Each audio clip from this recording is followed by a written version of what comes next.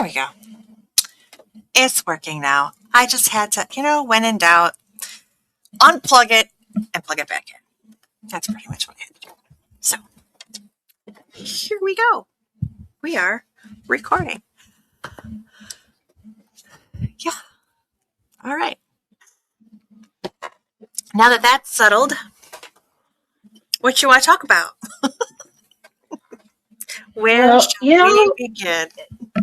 I'll take the advantage to say, since you said that, I don't typically even like to talk about other people, but since they've made it a point to talk about me so well, I guess they kind of called me into action. And that's usually what happens. Mm-hmm. I stay to myself until somebody starts standing on my red button. Yeah. Well, you want to know, you want to learn the most information about yourself. It's when you start listening to the rumors, and they're quite humorous. Yeah, like we were talking. I don't know if my volume. I feel like it's been forever since I've been on this computer. I don't know what my volume sounds like, but Well, I have to say, some of the things that you have told me and enlightened me with, I have laughed. I really have. But then again, it's like, does this person ever look in the mirror?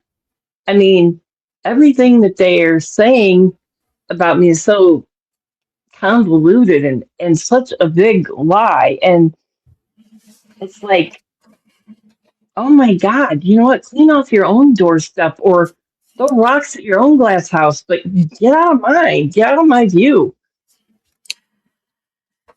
yeah, before getting into even before 2023, if somebody were to have said you're a witch, I would have been like, yeah, sure, okay, whatever. If big deal. Yeah. Meh. Now if somebody says that to me, and I would almost rather them call me the B word, because in my mind and like we were talking before, like the changes that I have gone through myself with my journey with Christ over the last few years, I've have a huge change in my thought process and everything. And the connotations that come along with being accused of being a witch, you're basically telling people that I worship Satan, and that is not okay with me.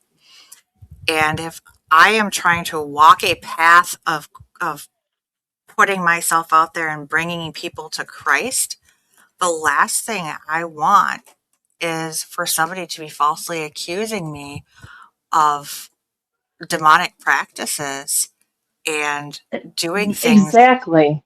That's so, it's so harmful in And so many levels. It's just really, really bad.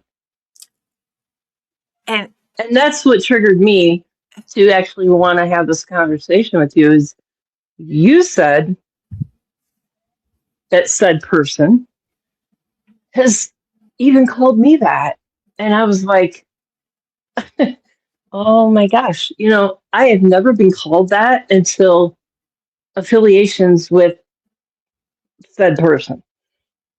It's incredible. It's like I'm probably one of the most strong Christian people you've ever met. I mean, just the way I raised my kids, just the way I came into Christianity, everything about me is so Christian. It is such an insult to have a rumor like that started about you.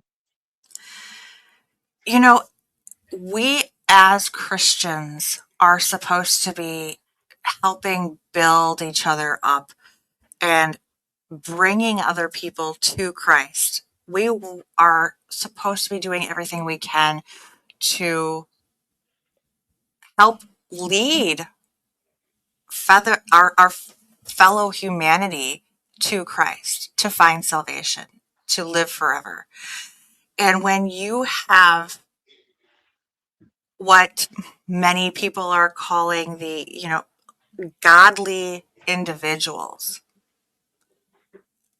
you have these godly individuals who are accusing fellow Christians who are actually trying to do what they can to follow in Christ's footsteps. And I'm not saying follow as in trying to be perfect, but No, but you definitely want to walk your talk. You definitely want to set the example or give the lead or help mhm, where you can. Um, Everything that has been said openly about many people, that, the shoe doesn't fit, but yet you got this glass slipper over here mhm, that I've yeah. seen so many stick their foot in. I'm surprised it's not shattered yet, but somehow they think they're the princess and they can just get away with all this other stuff and still call themselves Christian. And that's a problem. That's a big problem for me. And isn't, I mean, it's a mockery to God. That's blasphemy to sit there and accuse somebody that you know for a fact. I mean, this person knows for a fact I am the furthest thing to a witch that I could ever be. Absolutely. I pray and I cry at night for those who are being led astray and led to And how down many that times have wrong you prayed path for the because very person to call you a witch? How many times have you prayed for that very person that did something like that to you? yeah, I know I have. hmm tears my heart apart. And But I still pray for at that some point, person, but enough is just enough. Enough. It's overboard. It has gone overboard. The whole situation with people in this community and the way they want to point fingers at each other and fail to see that they're not perfect. And they may have those three fingers pointing back to themselves for the very thing that they're doing or calling out. It's ridiculous. and the lies, the manipulation, the slander. I mean, talk about uh, coveting other people's wives. Um, the hatred, the anger, again, the manipulation that is carried on to try and coerce other individuals into doing their dirty work and attack other people within the community, other people within other channels. I mean, are we talking even necessarily the paranormal cryptid community? No, we're talking, No, all of it. The ufology people are really bad. I've seen them just tear each other apart publicly on YouTube and even on TV. Um, it's in every genre that you're going to get into. You're going to have those that want to, you know, tear down the other guy because it makes themselves look better. It's all about ego. yeah, And then you come right back into Christianity with it. And you find that a lot in the cryptozoology um, field, there's a lot of mixed bags when it comes to religion. But most of them are calling themselves Christian. But are they really walking that talk? Are they really performing like a Christian? no, and they'll fool themselves. They'll say they are. They will. I mean, and But they that's never look another in the thing. mirror. Yep, They never they look in the mirror. they will go about their days, go about their lives in a way of saying that they are exempt from that. It's for everybody else except for them. Or, well, at the end of the day, I'll ask God for forgiveness and then I'm covered.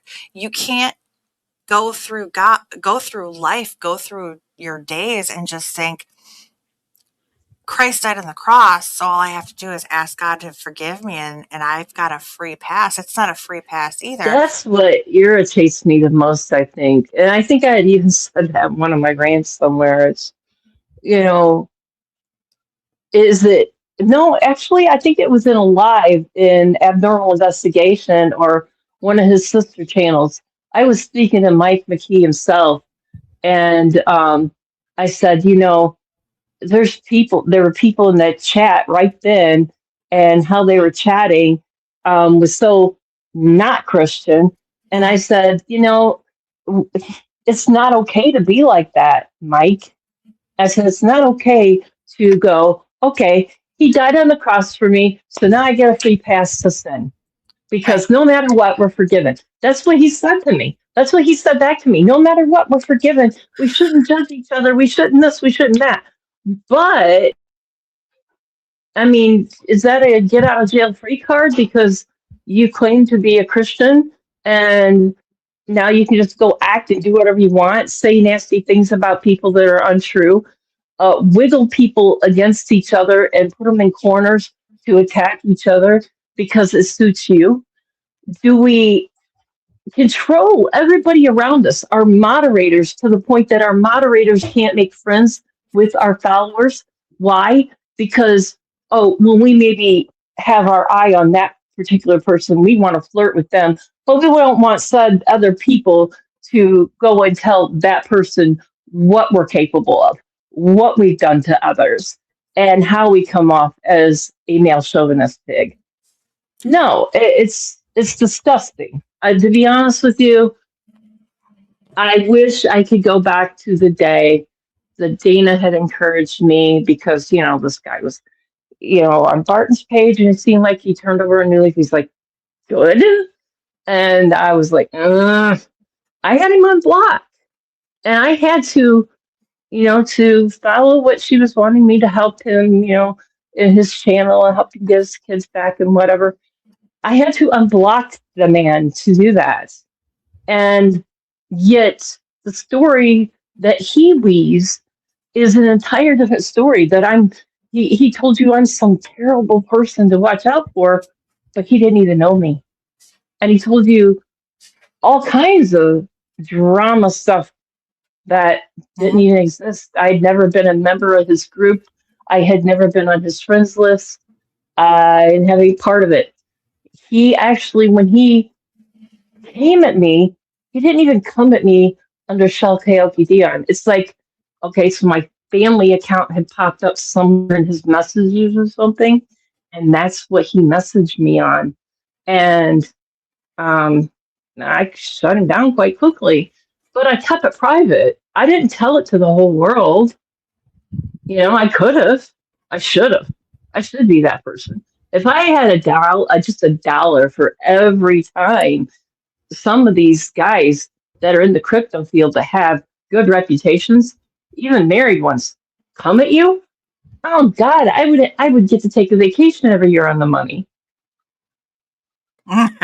Yeah.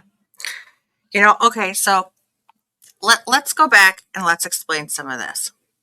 Because I know people that will be watching this episode, this show, and go, wait, what's going on? Where did this turn? Where did we go? So, Oh, I'm sorry. nope, it's okay. So, I do want to bring up the situation with my moderators. And I know I had kind of explained it to you earlier today. And there's a few moderators in here that will understand when they're watching this. Like Belinda will completely know where I'm coming from. Yeah. Ginny, Clough, they will definitely understand and know the whole situation. But originally, when I started this channel, um, I began this channel as a support network, a support group kind of thing to kind of give a that other pedestal, that other leg up for abnormal investigation for Michael. Just four corners to the barn you were building. Yes, exactly. Um, he was the one that kind of persuaded me and pushed me, yes, do it, you should do it, you should do it. And like I told you, one of the things I had gone back and forth with was this channel was, it was not my, I didn't have my soul put into this like a lot of YouTubers do. A lot of YouTubers put their heart and soul into their channel. And I said, there are more important things in my life than this channel. If this channel makes it, if it doesn't make it, it doesn't matter to me. Hmm. Things have changed since then.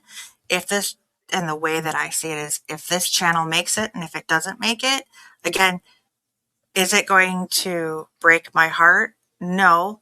But if it makes it, that is all on God. That means that God has been able to give me the ability to do something that is ultimately what I would like to see, is that this helps bring other people to find Christ and know Christ through these horrible things that they may have experienced in their life.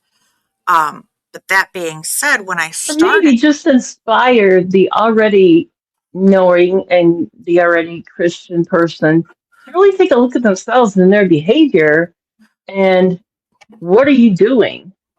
Maybe well, ask themselves, what am I doing? Look at yourself in the mirror. Really mhm. look at yourself and say, is this okay to do this, and this? No, I just knocked off 5 commandments right there. I better be doing something a little different. Well, and that's another thing too. Through the things that I've gone through and with this channel, my journey has changed, and I have grown in faith and my religion and my journey getting closer to Christ. And I know where I stand. I know what I want. It took 46 years to get here, but I know at this point where my end goal is. And I can say for the first time in a very long time, I am not on the medications that I had been on years ago when I was struggling with anxiety and depression and all these other mental illnesses. I am able to manage now. I'm able to get through at this point now in my life through prayer and through God. And that I feel is that's all God. I'm not on my therapist is going to go, wait, what?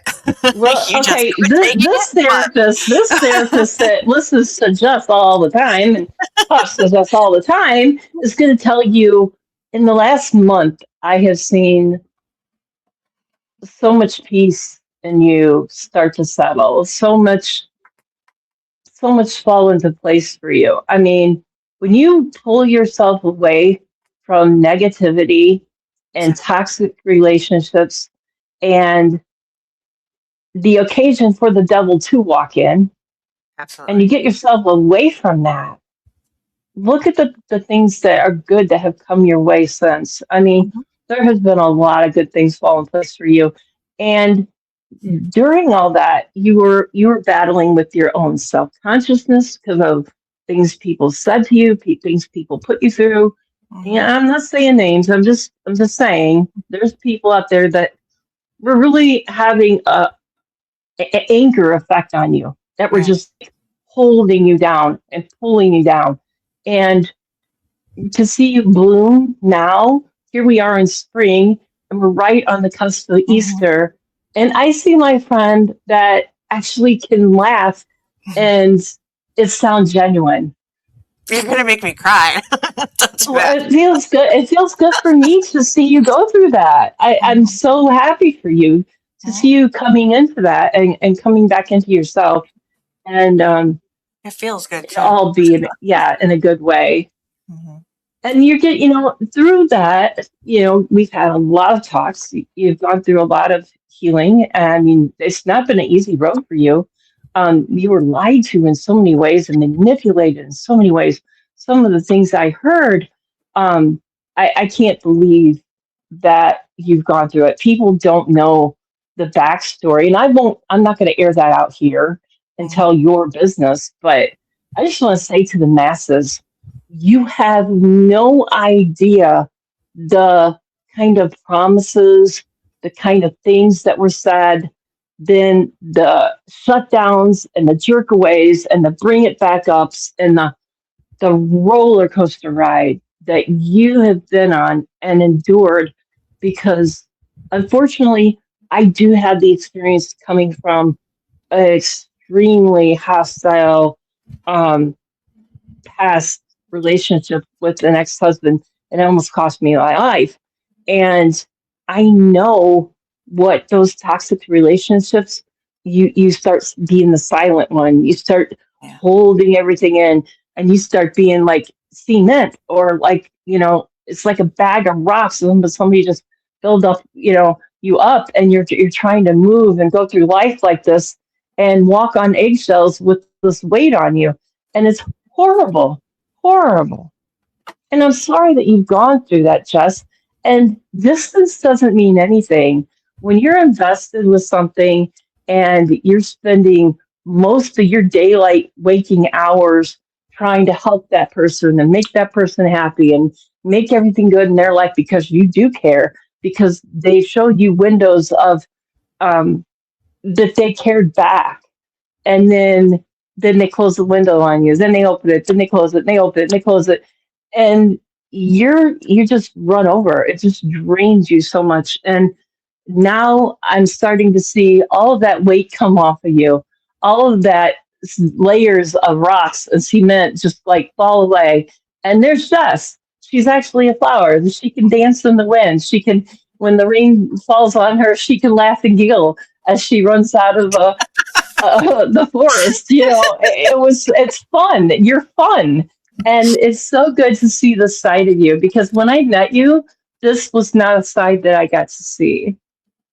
You So know, you were in a bad place back then. And I see a different Jess these days.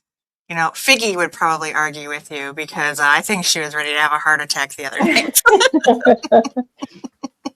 No offense to some of the people in your lives. I think they get way worked up over nothing. Well, I have to agree. I understand. She was worried because lightning is dangerous and it can strike, and yeah, I get it. Um, You see, but you're like I am, where you just like you put in God's hands. He's got the date and the time when I'm supposed to go, and if I'm meant to go, it's going to be now by lightning. It's not or not. I yeah, just keep on going. And yeah, it was very cool to watch you laughing and giggling. And what was the caveat of that whole life was at the very end.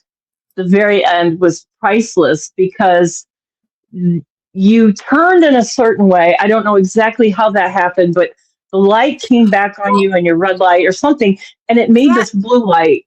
It was, well, because I had the camera actually facing me, and I think what I was trying to do, oh, that's what I was trying to do, because I had the camera facing me, and because the light was facing away, you couldn't see my face.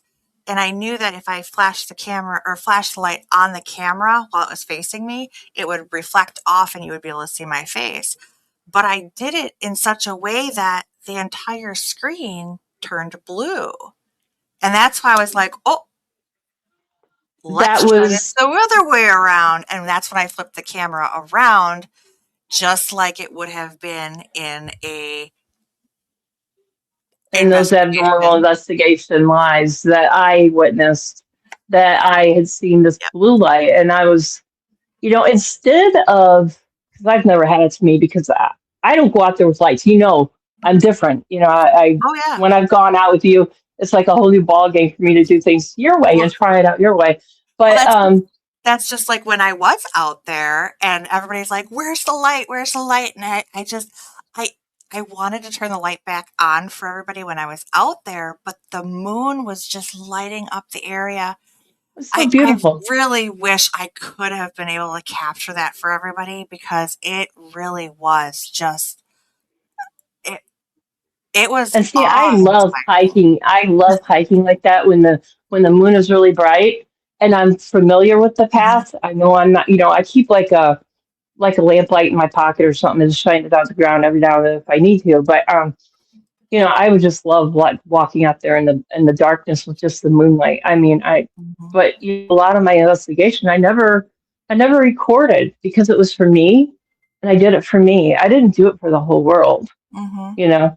So a lot of my experiences have been based on that. But the other night, what really, and I thought, go Jess. That's the person that I would put my money on, is the one that has discernment, the one that decides, okay, here in this moment, I am going to be clear. I'm going to be um, I'm not going to set people Transparent. up to, yeah, transparent, exactly. I'm not going to be the person to set people up to believe something is paranormal here. And, oh, I can create this again a couple weeks from now. And they all reacted to it. So now it's a source of entertainment. It's not Mhm. research. It's not, it's more of a performance. It's more of how do Mhm. I get them, and how do I bring them in? And how do I get more people on my channel? How do I get more subs? And it's not about research anymore, is it? No. It's not about the cryptids. It's now about you. And that that's a very ugly look. And I really feel sorry for the viewers. That's what irritates me more than anything.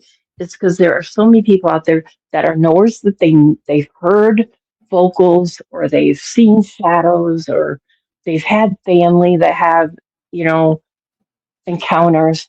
So they know it's real. They know it's out there themselves. They've seen eye shine or something. But when they see all these different, and there are some incredible aspects to the cryptids, to Mhm. Sasquatch in general, um, that they have abilities and they can do things, they can make things happen that are, make them seem otherworldly. The whole interdimensional thing comes in to play. But somebody to take advantage of their need to want to know, and then them putting their trust in you, that you're giving them the truth, and then you're leading them down that road of non-transparency. Is Mhm. it lying? Is it Yeah. hoaxing at that point? What label do we actually put on this, or is it an umbrella of just untruth? Untruth. I mean, okay, and what you're doing is you're creating a false narrative. You're creating um it goes along the lines of like what we were discussing the other day about the four walls of our home. It's a false sense of security, um, because we know that things can get through these walls, and just because they're solid to us doesn't mean that they're solid to everything. There's that false sense of security that people don't understand. There's that uh, untruth that people then Well, are it's, yeah, creating, the and umbrella. then Uh, on uh, top of it, you're also by doing these lies, and these people tell even the fake AI stories that a lot of channels are going with now. Because do you know how many times I get messages from people, and it is so hard, but I have to tell them like I that is know, I not get it real. too.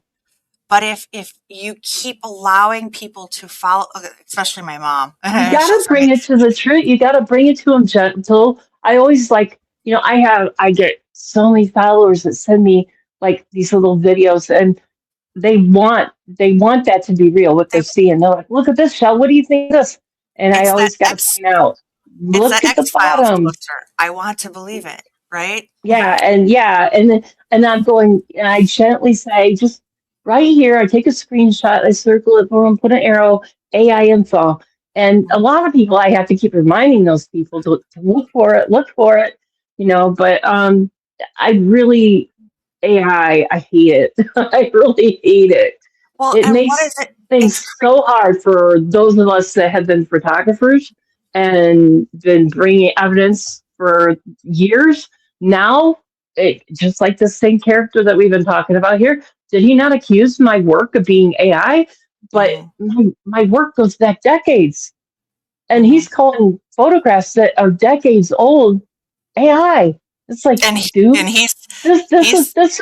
this just, it adds up to my truth that you didn't know who I was, you don't know who I am, and you Mhm. don't know my work. Or you would have known that picture was like 13 years old that you sit there and decided to tell everybody it's AI.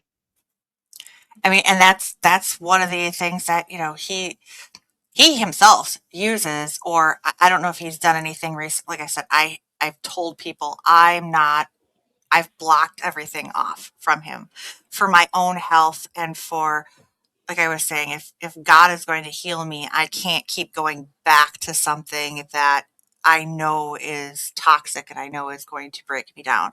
I would be undoing everything that God has already worked in me. So I'm not watching anything. I don't know if he actually And I am has so anything proud going of you up, for but not being yeah. tempted to go and watch his lives or go and see what his shows are or anything like that. I know that, and I've heard through the grapevine because maybe a surprise to him. I do have friends that may be friends with him, and they do go watch his shows just to see if he is still hoaxing. And then they get like 10 minutes in, and they're like, I can't watch that guy. I can't even stand his voice any longer. Yeah. So there are people that come back to me that are going, he acts like he thinks that Jess is watching him. And I just like I No. think it's great. I think it's great that you don't, because then you don't, you're not paying that toll. You're not going through that toll booth to ride on that road anymore. Hmm. You're done. You shut that door, you shut it. That exit is just, it's an off ramp. You're not going back into it. And and see, one of the things is, I know for him to be accusing you of, or having accused you of using AI, and me personally knowing firsthand he had been doing that with his videos.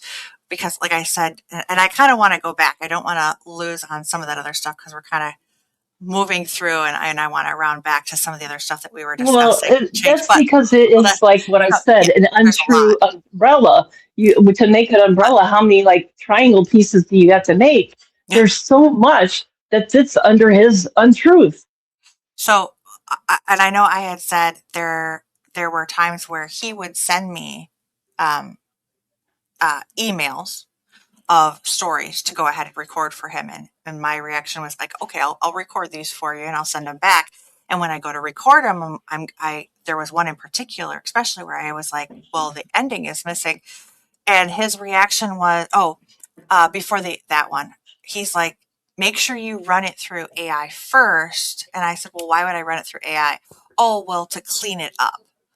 Well, if it's somebody else's story, the only thing that I You would don't want to alter it. do, You don't. right, the only thing that I would do to clean it up would be maybe to put it through like Word and clean up the punctuations or spelling just so I Grammar. can read it. Yes.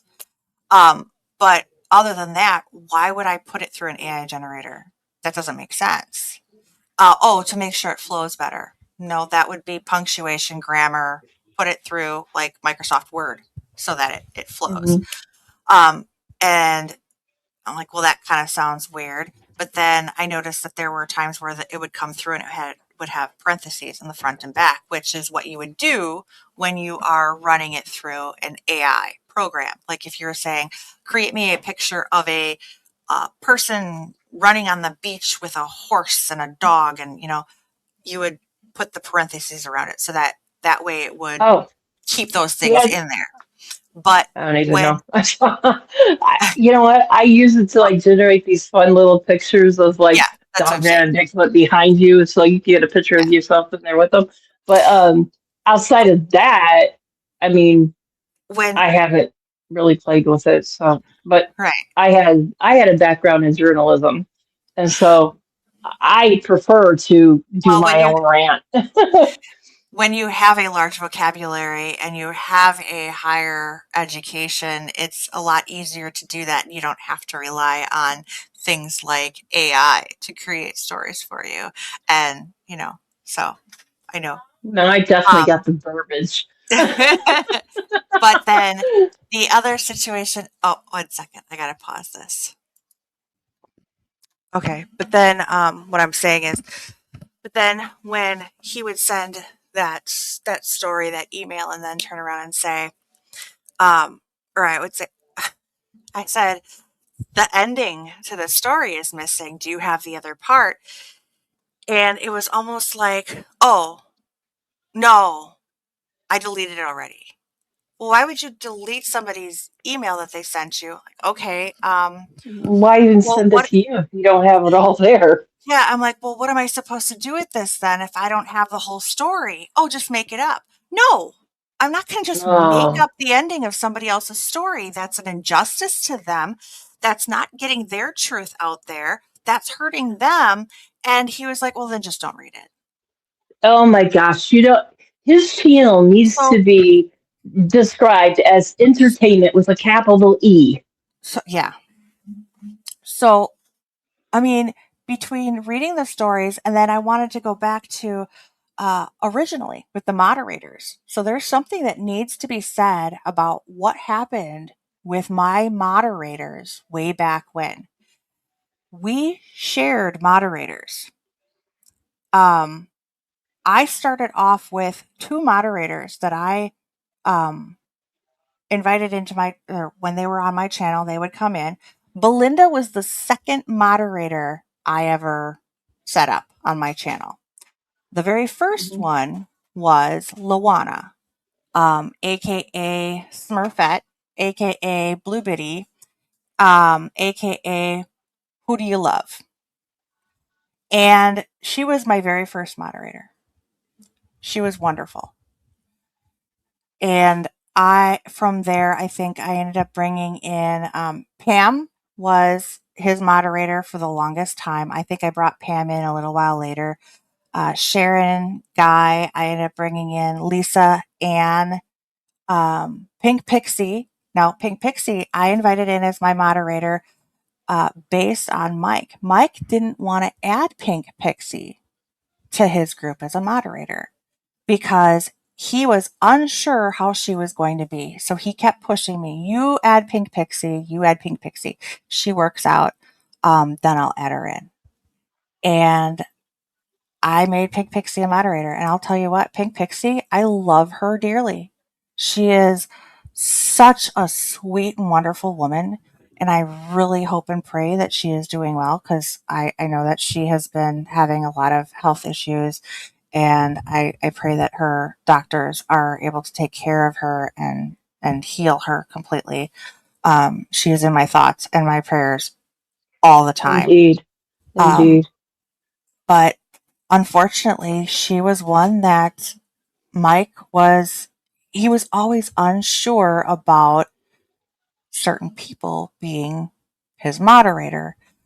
He was always, Lisa Ann and Lisa. What do they look like? What do they look like? What do they look like? What does it matter what they look like? They What's do the a matter what they great look like? job. They do a great job at moderating. What does it matter what they Good look like? Lord. Um, and it Well, you was, know, but I never understood the fact. You know, when I started watching your lives and stuff, and I told you straight out, I don't want to moderate for you yeah, because I rather just sit and watch your live. hmm And then, you know, this guy that says all kinds of nasty things behind my back, which I didn't know was going on, all this stuff, he just out of the blue makes me a moderator. which is I'm there funny like, too because he kept going on and on and on about how he didn't trust you, didn't trust you. But what I want to get to though is what happened. Like this was the things with the moderators, what this started a snowball effect. So we were having a discussion, and this is where this is kind of important that this is explained.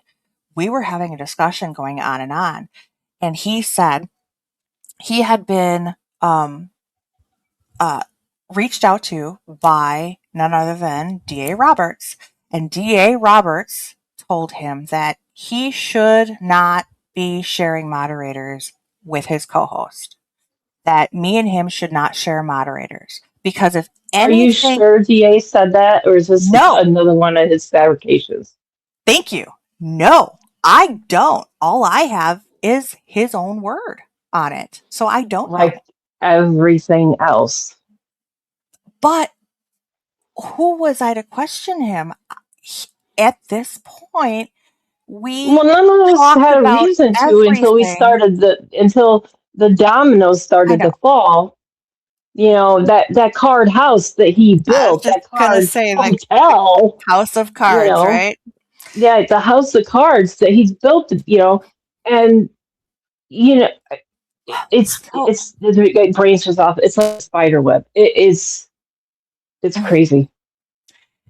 well, he pushed and pushed and pushed, and he's like, this is what DA says. This is what DA says. And I was put in a position where I'm going, okay, my channel is small. He's being attacked by all of these people from who I had assumed at this point, a lot of them were, because I was also being constantly attacked by people on the PRT channel. Um, but that was because of my affiliation with him, which goes into another thing, but I want to get through this first. Um, he ended up basically talking me into what we needed to do is split moderators. And it was the moderators should need to make a choice. So there were a few moderators that I said for sure, I'm like, you've Pam has been a moderator for you from the very beginning. Sharon Guy is an excellent moderator. I think you should keep her. I said, not to mention, I know that no matter what, she's got your back. So if something ever happens, I know she will defend you to the end because um, when I was having issues early on in my channel with being attacked, originally I was, and this kind of goes back to, and you don't have any idea about what, because I remember even where I was going that night to investigate. I was arriving on site at an investigation spot. And before I had gotten there, originally I was saying, okay, I want the moderators to go ahead and drop links for other channels that both Mike and I support. And I'm not sure quite what had happened, but I had this feeling that I was going to be attacked by and I know I'm saying PRT, but that is because, and I'm not saying PRT at this point is everybody that is affiliated with PRT is bad or anything like that. I'm just saying they were the enemy. Okay, because I don't want them coming after me. I don't want to fight with anybody right now at this point. This is not a fight with AI Well, or PRT, but I'm just trying to say I that think what you're yes, trying to say is there you were being told things and made to believe things, yes, and they weren't transparent. They weren't the reality. They were right, what the reality that somebody had manufactured, their right. drama. And so they would slide things in on all of us. We were all undergoing that with this person. So, And right. they were That's, and they were pointing that's the finger at somebody else going, oh, they're doing this.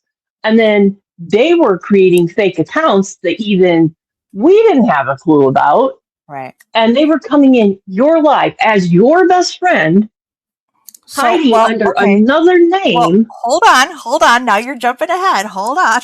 Okay. Well, So wait, it just blows my mind. hold on. Okay. So in this particular moment, though, I ended up turning around and telling the moderators, I'm like, don't drop links. Don't drop links. I don't want anybody innocent being attacked tonight because I am under the impression I got a heads up that I was going to be trolled really hard and it was going to be a bad night. And I believe it ended up being a bad night, but they ended up going back to Mike and saying, something's fishy. Why won't she promote you? I don't trust her. And he had informed me of this and I says, yes, I know because I was informed by one of my moderators that this had happened. And I said, well, good, because that tells me that your moderators are going to support you. And I was happy. I was happy that I'm like, they have, in my All the exact words, while, he's but, standing at the mixing machine, throwing in ingredients. but Drama, drama, drama. my exact words to him and to the moderator that told me was, good. I'm glad they're willing to support him. That just means that they don't know me well enough and they don't know the lengths or the ends that I would go to support him, and that I would never do anything to stab him in the back. And I know that sounds I don't want to say funny or ironic or hypocritical, because To be anybody that honest, I'm just knows sitting here shaking me, my head. I'm just sitting here shaking my head. I wasn't the one. That I was not the one to stab anybody in the back. That was not. Exactly. I chose No, to walk away and respect myself because I knew I deserved a whole lot better. better than what I thought was my friend. Yeah. And going back and looking back now, so then with those moderators that I chose to say, okay, you know what?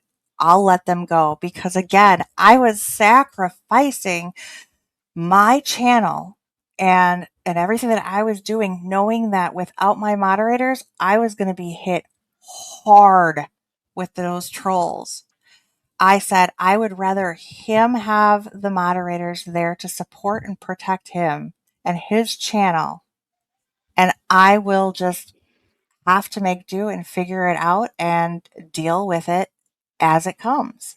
And I Isn't ended that up, what a best friend would do, though? Isn't that what a partnership would be, though? Isn't that what the word team? I heard that come out of your mouth. He uses. Isn't that what a team would do? yeah, You have your team's back, your teammates back, your partners back, your besties back, your best hmm friend, your ride or die. hmm Whatever you want to put on that label, that is what you would do for them. And you are that kind of person. And he took full advantage of that, and it sucks. And I'm that kind of person, and he did the same to me. The last show I did with him, did I know that he was going around telling all these people that I'm this bad, terrible person? I mean, this guy Wonderly came into his lives and stuff, and I was still a moderator, and I'm saying hello, and hello, and all of a sudden she's a moderator. She can't even say hello back to me, and then I'm stripped of moderator, and none of these people talk to me anymore. And I'm like, whatever, I don't know what the problem is. And then you get messages that literally they're saying, "Ooh, Shell's gonna bring you down. You need to stay away from her." Uh, hello, how so? What have I done besides help this dude? And then he still wants me to do a show for him with the knife hanging out of my back that I don't even know is there, just waiting for him to twist it. Well, yeah. thank God I didn't give him the chance, and he didn't get to twist it. I yanked it out, and I winged that sucker back. Well, what ended up ultimately happening with the loss of my moderators was a whole lot more damaging than just a group of trolls to enter into my life and cause problems. What ultimately ended up happening was those moderators took that as a personal hit, that I Didn't it value their friendship. it became personal to them. And at Yeah, that point, now again, we're going back to what was the source. At that time, what I was told by him was that they were so insulted, they refused to ever come back to my show again. So not only did they no longer choose to come to my show, but there was no support there whatsoever. They would say hi to me in his show when I was there out of respect for him, but me as a person in my show, they were not going to support, they were not going to promote, they were not going to come in, and that was it. They were done with me. So I and didn't he just did lose. this not even caring, not even skipping a beat. Mhm. Yep. That's terrible. Um, He and has no conscience. so here um,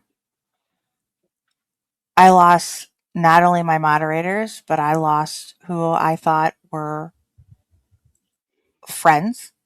I mean, And, not knocking these people down in any way, but I was friends to them too. And I had friended them on Facebook. And all these people but in the this, end were not my friend anymore. And I couldn't understand why they wouldn't even say hi to me. I didn't know well, what was going on behind my back. well, and that goes to, are these are the things that I question. I know the stuff that through our discussions he would say, um, almost like he was testing things out. Like, I'm going to tell so and so this, and you think they'd be mad. What do you think? What do you think about that? What are your thoughts? What do you think about that? Do you think they're going to be mad? What do you think? How do you think they're going to act? Oh my gosh. All the time. What do you think? How do you think? What do That's you think they're going to do? What do diabolical. you That think they're means going to he's do? making some plan and he wants to know what you think will happen. What's the outcome going to be of this?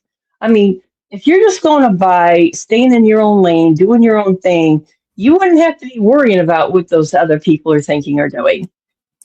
You know, none of those, none of those moderators, a lot of those people I lost at that time, none of them came back until after he pushed me to start doing those other videos. And that too was a threat because he said, if you don't start doing this, Janice is going to come after you. And and I know that that sounds like, even saying it now out loud to myself, I'm going, that sounds so ridiculous. But Ludicrous. I mean, like, why wouldn't I have questioned it then? But that's not how that's not how exactly he would come across. It would be like, in conversation, um, it would be more along the lines of, Janice told me that you're just riding my coattails. You're not doing anything. You're just riding my coattails. Oh, Um, oh my and that, God. you Like he's you something have, special. like, you have, Janice, you have all this information. You've had all this information for 2 years. How come you're not putting it out? And I would say, Mike, I didn't have information for 2 years. I've been supporting you for 2 years, but I didn't have all this information that I have now. I don't have the chats that I have now. I don't have the messages and the screenshots that I have now. Well, that's not what they think, that you were supposed to do this big show. Like, wait a minute. I wasn't doing a big show. You had talked about doing this big show from the very beginning, but I wasn't even part of the Oh, channel. I wasn't even so part of that. I So see. now things are So, turned around and now it's on me. This was not, I wasn't, well, if you oh, don't do it, she's going to start bringing stuff out on you and she's going to start attacking you. I see a whole different picture here. So we encourage Jess to get a channel. We encourage Jess to get followers and get, everything going.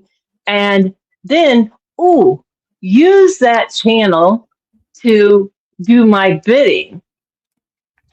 Was that his plan So from the it was I'm not saying all that it was no. diabolical. If you think about No. this, did he No. not do this to No. Hold on. benefit Hold on. himself? Calm down. Hold on. I'm not saying, hold on. I know where your mind is going, Shell, but was this his plan from the very beginning? I can't say That's it what was. I'm going. There's no way he would have. No, well, I don't put anything past him. I have seen some really diabolical stuff out of this guy. I don't, and that's why I told you my opinion is biased because my experience with this person is a completely different experience than what yours is, and a very short amount of time that I even knew him, and then I didn't even know him well. I didn't. But what I do have is eyes wide open of how I seen him dealing with all of these people that are in his kitchen that he can throw in the mixer at any time. And the thing is, all these people have one thing in common, or more things in common than one when it comes to him. Like most women have been called witches. He labels everybody a witch, right? That's what I've seen. Um, Not only that, I mean, they've all been sketched out to each other so that they stay spread out and they're not friends with each other. They're not close friends with each other. They're not talking amongst themselves. Why? Because they all have the same truths. And if they come together and start talking and saying, oh, yeah, he was coming on to me and saying this to me. And oh, yeah, he's showing me these pics. And oh, yeah, he did that to me too. And, that's why he drives wedges everywhere because he don't want these people throwing the soup together and having a whole recipe that everybody could eat and go, oh yeah, like this Sky Wonderly chick. She comes along. This guy tells her all kinds of crazy, nasty stuff about me that, I mean, I don't even know what he said. She doesn't know me. I've never known her. But yet she believed what he said because he is so convincing the way he was to you. He seems so authentic and treating you like his best friend and putting you on a pedestal. And then he did the same thing to her. I watched it happen. And yet he had her eat, and I don't know if she still does because I don't watch his channel, but she was eating out of his hand like, she's the wild animal and he's there to save the world. And it was like, oh, that's disgusting. And, sitting back watching how how many people have we seen this done to? We've seen it done to many different females in his realm. So I guess the devil is knocking on my door right now. People want to say that I am just vengeful and I'm being mean and there's no proof, right? Mm-mm, Well, mm-mm. If people are saying that, hold on. then they're probably, you know what, they've probably not got their eyes open yet. Let's do something here, shall we? Sure, let's do it. What are we doing? Can you see your screen? Yeah, but I can't really read it. I'm on the phone. I don't That's have my okay. computer on. That's okay. I'll read it for you. Oh, okay. Kristen A. Doyle Anderson. On January 2nd, 2026, she messages me. This was one of the first nights. This is the first time she's ever messaged me. Okay, at this point, I believe because she was already a moderator. He made her a moderator in like November. It was right before Christmas. Um, and she, I think there was a question in regards to one of the things that Nancy had timed out one of the people in chat. Because there were times where Nancy would get way too heavy handed with moderation. So she says, "Hey Jess, sorry I was late tonight. I had my family over for dinner. One last time before my son is going back. Am I smoking crack or did Nancy time out half the chat tonight? I just didn't see what most those people were doing wrong." Okay, now you and I both know sometimes it is difficult to see some of the stuff that's going on in chat. Sometimes you go to click one person and another person gets clicked, and before you know it, you end up timing out, let's see, Grant for like 830,000 seconds. Like, It happened the sorry, other night. Grant.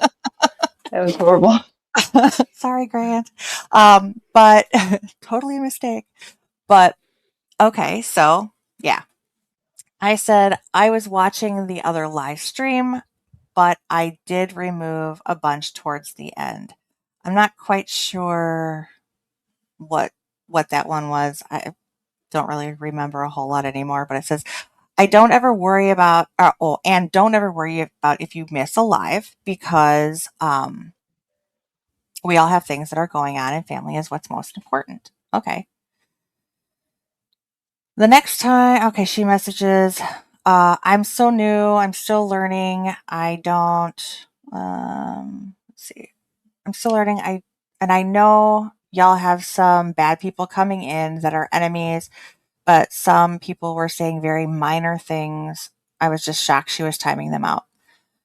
And I said, yeah, we'll probably need to have a discussion to talk about it. I believe that at this time I was probably on the phone with Mike because we were always on the phone. In fact, yeah, 11:30 at night. Yeah, I was probably on the phone with Mike. I know them older lady maybe getting offended easily, I guess. And I said, yes, it does get irritating when some of the same stupid people making stupid comments. For sure. Okay. So that was January 2nd. Oh, I don't know if she felt comfortable messaging me because just prior to that, that was right before I had dropped that New Year's video that I had worked so long on, putting that huge compilation together while Mike was sleeping, by the way, for the New Year's Eve drop that night on his channel. And while I was being harassed by Hector that same night, and I was trying to get hold of Mike, but he was like passed out. Here I'm like trying to put stuff together. I'm talking to Clough and doing all this stuff, and um, I'm working. So yeah, it was New Year's Eve, and I ended up having a couple of Mike's Hard Lemonades, which were really good. I think they were like the strawberry lemonade ones. Anyways, I don't normally drink. They were just going down. I was working. And she had made the comment about, oh, you're funny when you're drunk. And I'm like, well, that's kind of weird to say that to somebody. But again, I don't normally drink. So, and I think I've drank twice since then. And I haven't drank since. Um, I don't drink. But, anyways, that was the So first time she. she made the assumption you're drunk. Oh, I was pretty drunk. I'm not gonna Oh, lie. okay. I was. No, I can't say I was drunk. I'm Wisconsinite. Come on, I'm a Wisconsinite. We can drink a 6 pack of Mike's Hard Lemonade and just be buzzed. I was buzzed. I wasn't drunk. I was feeling good. Okay. Um. Relax for a change. Yes. I mean, yeah. I was working on the computer. I was drinking. I was laughing. I was having a good time. I was in a good mood. Whatever. Um. And she had made the comment like, "Oh, you're funny when you're drunk," or I didn't think I was really gonna like you," or I wasn't sure about you. She made this weird, like, backhanded statement in the moderation group, and I was like, "Okay, sure." Anyways, Hmm. whatever. I'm like, "You're cool." Okay, moving on. January 26th. Okay. She says, "Is everything okay with you and Mike? Just so you know, Mike and I are only friends." Now, here's a little backstory to that, okay, that I need to explain. So, Yeah, because that just comes out of left field. So prior to this, I had made a comment to Mike about coming down to Oklahoma. I'm like, you know, he had court coming up in March. He was trying to do things to boost the channel. He kept asking me, what do I do? What do I do? What do I do? I said, you need to have somebody else out there. You need to go investigate. Everybody keeps telling you you've got so much stuff going on out there. You need to have somebody else out there with you. I'm like, I I'm working now. I have money. I can afford to come down. Let's do this. You can't come down here. What do you mean I can't come down? You can't come down here. I can't have you down here. Why? I can't be out in the woods at night with a woman. What? You're saying that I can't Huh? come investigate with you? Because, well, I don't have a dick? Yeah, I can't be out in the middle of the woods at night with a woman. What the That sounds weird. That sounds really weird. extremely And his red his back flag? his backup behind that was because of the case, because of the court, because of what was going on. And I'm like, this is a child custody case. There shouldn't be anything against you. Do it. So you're basically telling me then if you worked in an office with other women, if you were a patrol officer and you were put on duty with a female partner, you couldn't be a patrol officer with a female partner because of the case that you're going through? No, no, no. When you don't have your kids, it's like, unless you're doing something totally nefarious like drugs or something like that would get you a felony, no, it doesn't matter what you do on the weekends, evenings, whatever. As long as your kid's not there, it would have no effect. That's stupid. So, so my comment was, I'm coming down to do an investigation, to do a collaboration.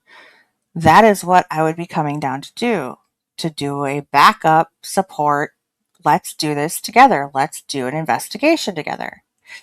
And his comment back was something along the lines of about us hooking up. And I'm like, I'm not hooking up with you. Well, that's what everybody's going to think. Who gives a shoot Who- what people think? Because that's not why I'm coming down. I'm coming down to do an investigation Well, collaboration the with you. only the only reason he would care is if he's got other chicks he's talking to that he don't want them to think that. So, well, but even before that, he goes, well, PRT has put that out there. So that's what everybody thinks. Who cares what people think? And he's like, well, he just kept going around and around and around. And it kept making me think about the time when, and I'm going back now, and I had said this to you the one time too. We had, when I had originally told him, because I was like, you need another co host. And I said, I really like Amanda. She's in your chats. She is constantly supporting you. She's young. She's got, she's always got something to say. I said, I think you should make Amanda a second co host. And he's like, oh, okay. You know what? Yeah, that would be a great idea. Sure. Okay. He's like, do you think she'll be able to handle it? I said, we could test it out and see how it works. And he goes, okay, well, in the next live, why don't you reach out to her and tell her that we're trying to get a hold of her? Okay. So I reached out to her a couple times and it took her a while to finally email him back. And I guess at one point he even said, she was nervous. She doesn't trust a whole lot of people. She doesn't talk to a lot of people. And that, she didn't want to friend me because she thought that I was trying to get her to moderate or co-host or something, or moderate for her channel or for my channel. And I was like, no, that I never had any intention of getting, because that was the first thing we wanted to do, is get her to be a moderator. And I said, no, that was not the intention. I was trying to get her to communicate and get her email so that we could set her up as a moderator. And he goes, yeah, well, she thought you wanted her to moderate for you. And I said, no, did you tell her that that's not what I was trying to get a hold of her for? And he's like, yeah, yeah. And she said, oh, okay. It was a confusion. Like, okay. Well, now I'm almost wondering if he ever did or if there was more to it, weird stuff. So then, after she had been moderating, I'm like, I think you should make her a co-host. And he's like, you really think she'd be a good co-host? I said, let's try her out. Let's see. And she popped in and things seemed to work out great. And we were kind of like joking back and forth. And he's like, oh, I'm in trouble. Now I've got two of you guys against me. And, I thought we had a good time.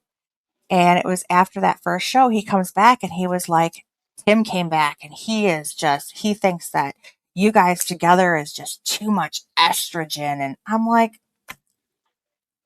you know, with things that change, especially in the channels, you're Once not, again, did Tim really say that, or is I this don't something that was, yeah, know. fabricated?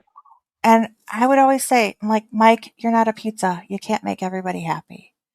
Sometimes people just need to let change happen, let things work through. It'll be, we'll see what happens. I think she co hosted a couple other times and then all of a sudden stopped coming on. And I was like, what happened with Amanda? Why isn't she co hosting anymore?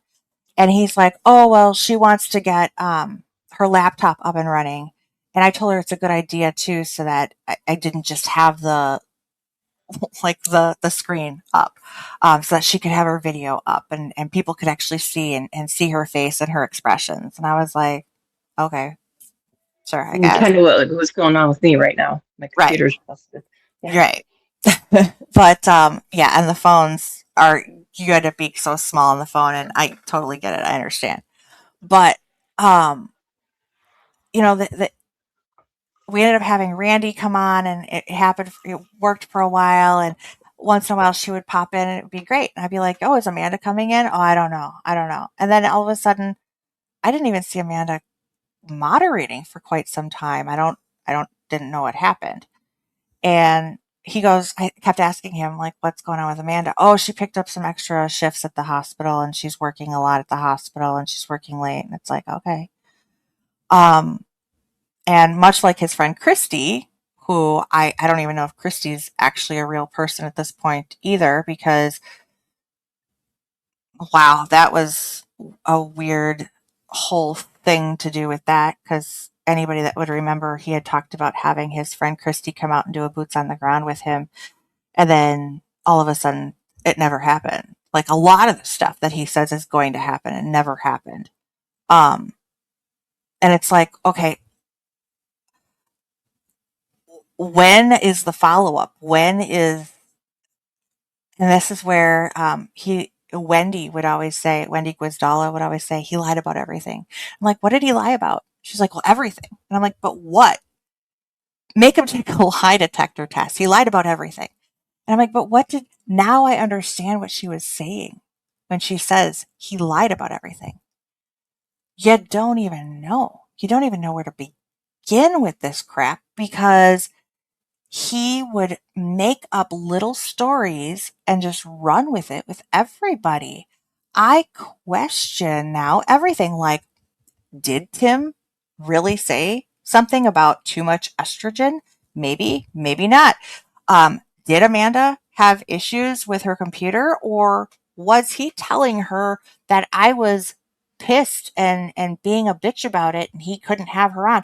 I have no idea at this point what he could have possibly been telling people. I only know what he had been telling me, and I know for a fact that he told me he didn't want me talking to people, like he didn't want me talking to Sarah.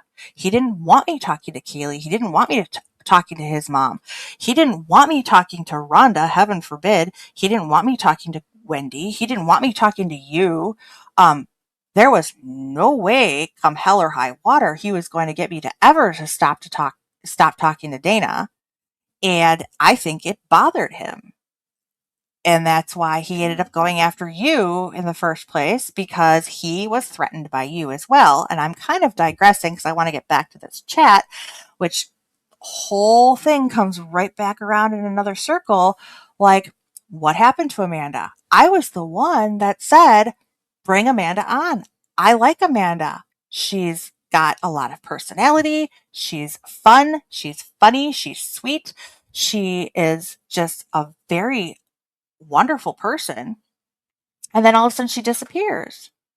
Well, I do find it a little odd that all of a sudden I leave and now she's completely back.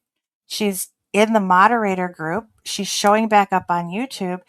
Maybe she had stuff going on, but I don't know now. I You don't don't know what know. she's been told. You have I no have clue. no clue. No, none. Kind of like Randy. Where has Randy been? Yeah, just out of the blue, he just dropped off my radar. I was friends with him. We texted on the phone. I had no problem with Randy. He had no problem with me the last I spoke to him. And then out of clear the sky, he's just somebody completely off limits to me. Uh-huh. So, I mean, going back through, I'm going, okay, January 26th. Mike and I think this was actually this whole thing with me coming down and going out on an investigation. I think that was actually one of our very first real arguments. Where was I upset? I was upset at him, not necessarily at him. I was upset at the situation. I was upset because I was being told as a woman I couldn't do something because I was a woman. I couldn't do an investigation with my friend because I was a woman and I wasn't trusted out there. with him, it was just, I was having a really hard time grasping and understanding why this would be an issue. This is a business deal. This is a business discussion. This has nothing to do with a relationship or anything of a sexual nature, which is what he kept turning it around to be. And I didn't understand this. I just call me just plain naive and stupid, but that was not my intentions. That was not where I was going. And I was upset because, again, I was being told I couldn't do something because I didn't have a dick. This was ridiculous. Huh, ridiculous. So That would have here, not sit well with me. Right there, I would have been taking huge offense to that. I was pretty upset, and he knew I was upset. So here we have her coming in and saying, "Is everything okay with you and Mike? Just so you know, Mike and I are only friends." First of all, one of his clear go-to tactics with me was And you're when, talking about this Kristen, this Sky Wonderly. yes, Sky Wonderly, Kristen. One of his Okay, clear so tactics with me would always be, "Can you contact so and so? Can you check to see if so and so? Can you reach out to so and so? See what they think. Are they upset? What do you think? Are they mad? Can you see if so and so is upset? Can you see what so and so thinks about this?" He well, and he I never would really reached out to me and did the same thing to me, wanting me to check on Barton to see if he's mad. And I'm like, well, why don't you do it? Why don't you contact him? nope, because he's too busy, or he's not that close, or it'll look better coming from you, right? Oh, it'll be better, Kristen, if you reach out to her, coming from a girl, right? Another woman. Well, here's the issue. The only reason why anybody would have known that Mike and I had had a discussion in which I could have been upset would be if he was having that discussion with somebody else. So, first of all, for Yeah, him to, because you know what? At that point in time, you and me and Dana were pretty close. And if there was something bothering you, you would have said something to us. And you mhm, didn't even say anything to us. no. So, this was a Monday morning that she reached out at 10:03 a.m. because that night before was the discussion that we were having, that I had been up late.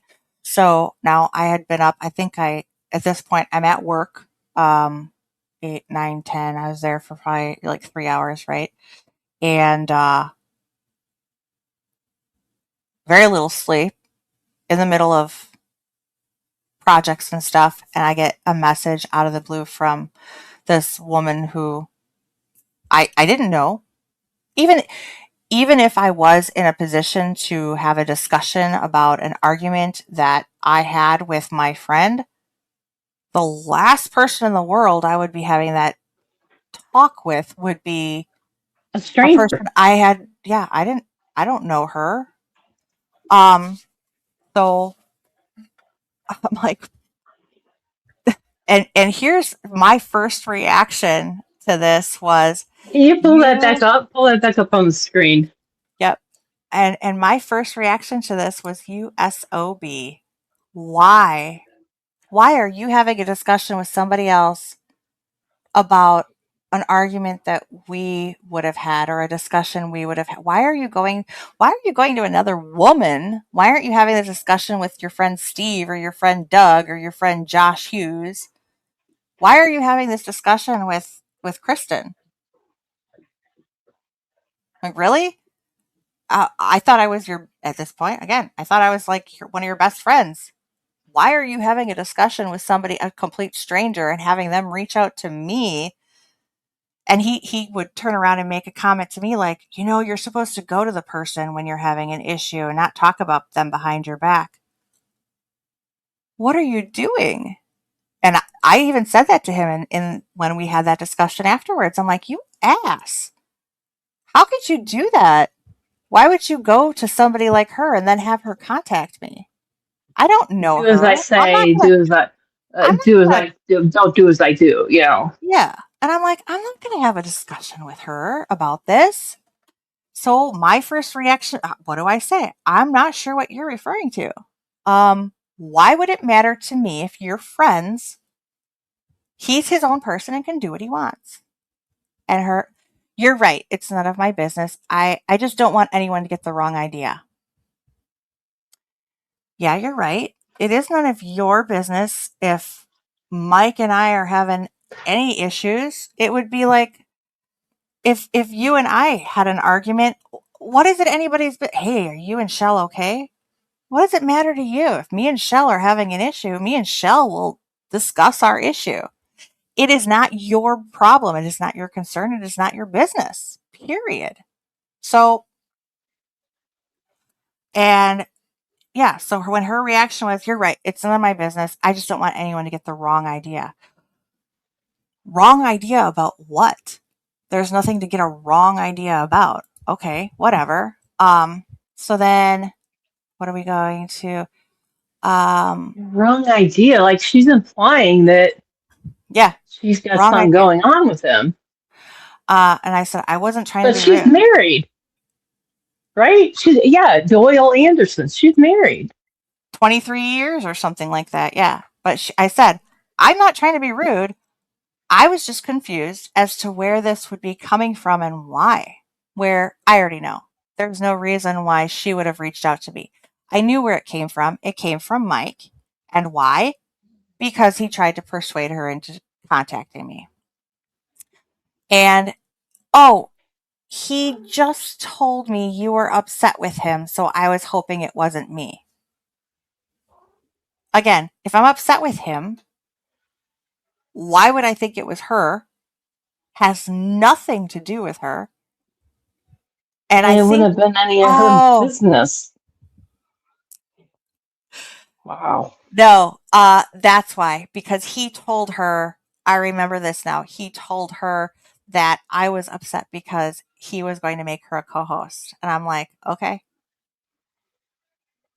co host. So why would that have anything to do? You were the No, one to suggest that in the first place that he needed a co-host. right. And because Because Amanda Randy's wasn't, MIA. yeah. And because Amanda wasn't, I didn't know what was going on with Amanda. So he asked Sky Wonderly. Okay, great, whatever. No, nothing to do with her. We had just had the conversation about me coming down and doing a collaboration together. Nothing to do with her. Didn't care.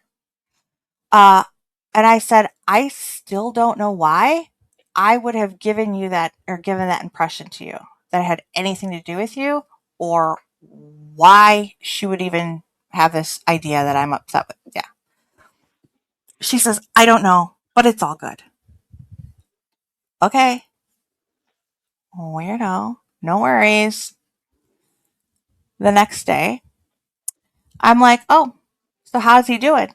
Because at this point, I had tried getting a hold of him, couldn't get a hold of him, and noticed that they were both live on Facebook. Okay, call me a stalker, but I noticed that both of their lights were green and then both of their lights went off green. And that's why I was like, I can't get a hold of him. I tried calling him on both of his cell phones and tried calling him through Messenger, and I was not getting any response. I wasn't getting any message back. And I'm like, this is weird. This is not normal. I hadn't heard from him at all. And I was kind of worried.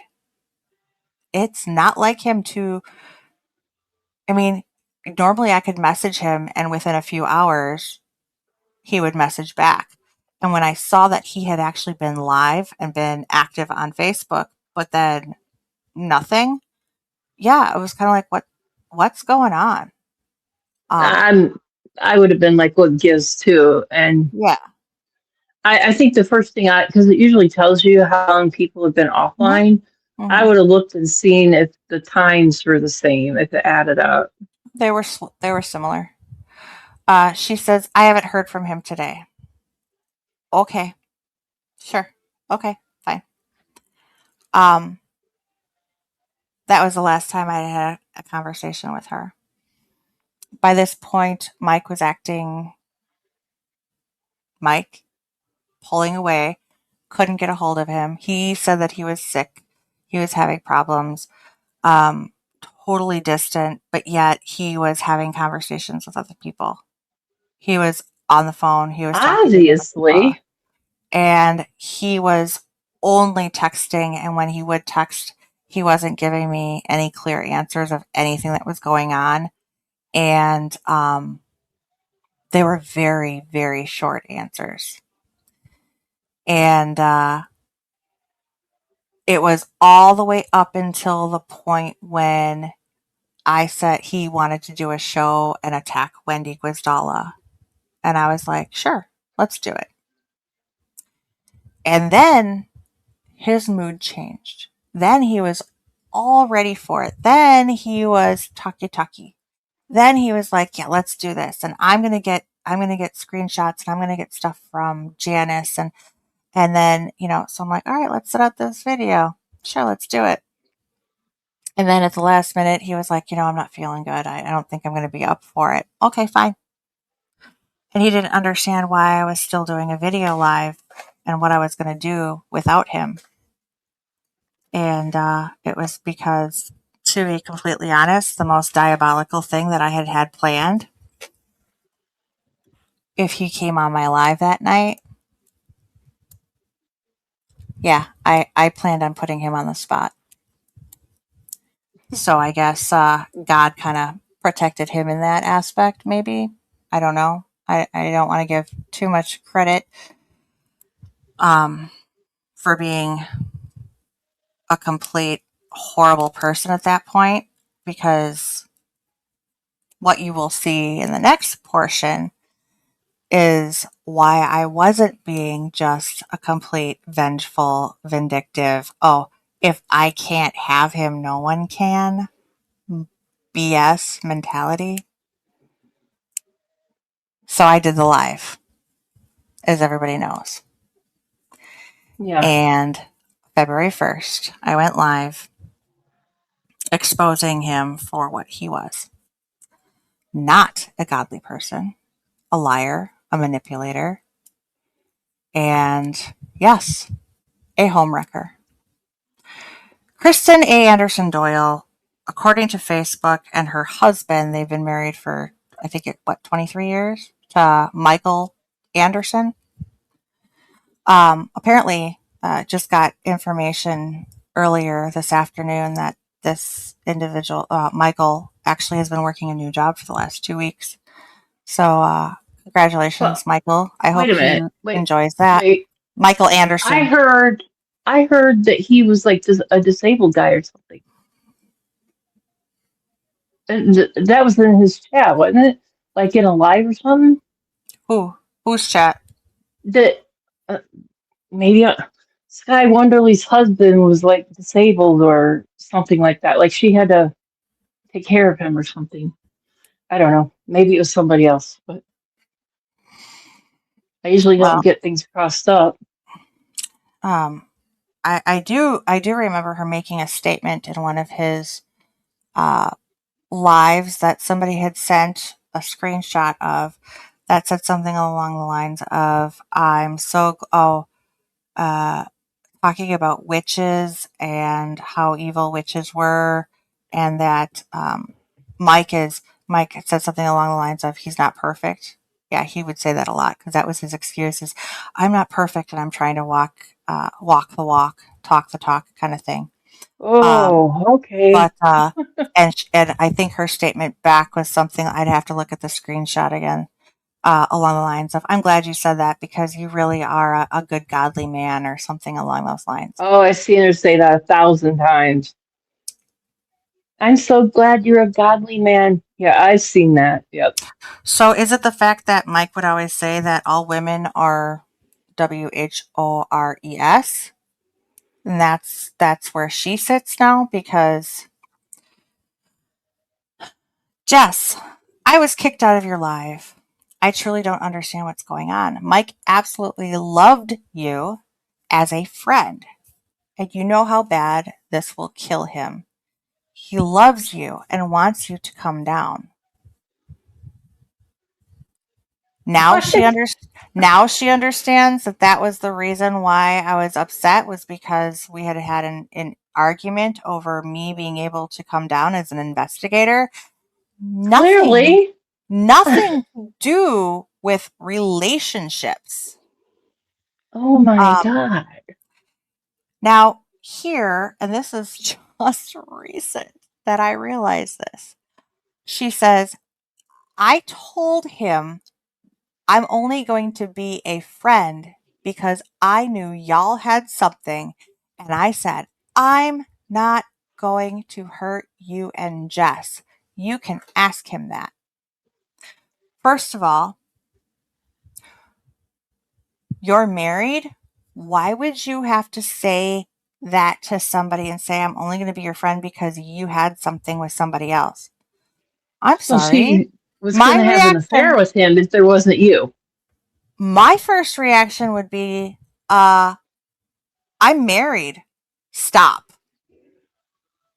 Yeah. That's it. There shouldn't be another conversation.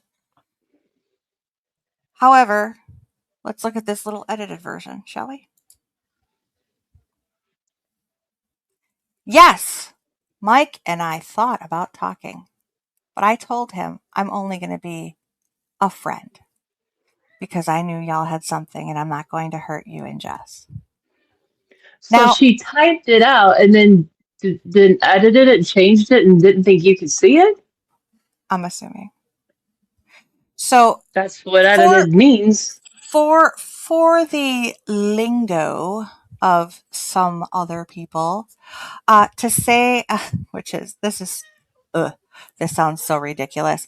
Yeah, when kids would say that they be talking, we be talking, yeah, we be talking. That usually means that you're having some type of a uh, relation talking ship, relation talking ship. So basically, she was I having an just online affair. I just scrolled in and see that. Yeah, that was hide edits. Oh. And there's my name. She don't even know me. Nope. So why would she say Shell's bringing you down and then God, I can't God, I stand her? can't stand her. She don't even know me. She's obviously convinced you of something that's not true. So here we go again.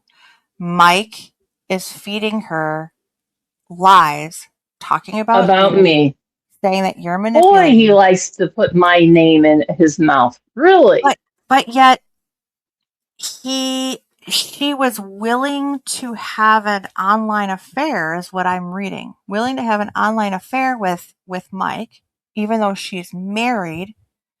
But what stopped her was that me and him had something, which we didn't. So she was free to do whatever she wanted to. But that means that Mike also, and this is what's funny, I even said to him afterwards, I'm like, Mike, she's married. And he went, Oh, I don't know that. Oh, are you being a dumb investigator? Because for somebody who's such a great investigator, you sure play naive. She's married. If you go to her Facebook page, which I'm sure you have, because that photo of her that's 5.5 years old doesn't Thou even shalt look not like covet. her anymore. Thou shalt And not covet the neighbor's wife. Hello? Oh, he's such a what great Christian man. Oh my God. and what does that say about her? She's such a great woman. She's Oh, and sitting she's here so talking glad he's about such a how, godly man. I'm so glad you're a godly man, Mike. But yet she knows that he would try a relationship with her, knowing she's married. Oh, they're, okay, okay. Well, like attracts like. That's all I'm going to say. I'll just shut up.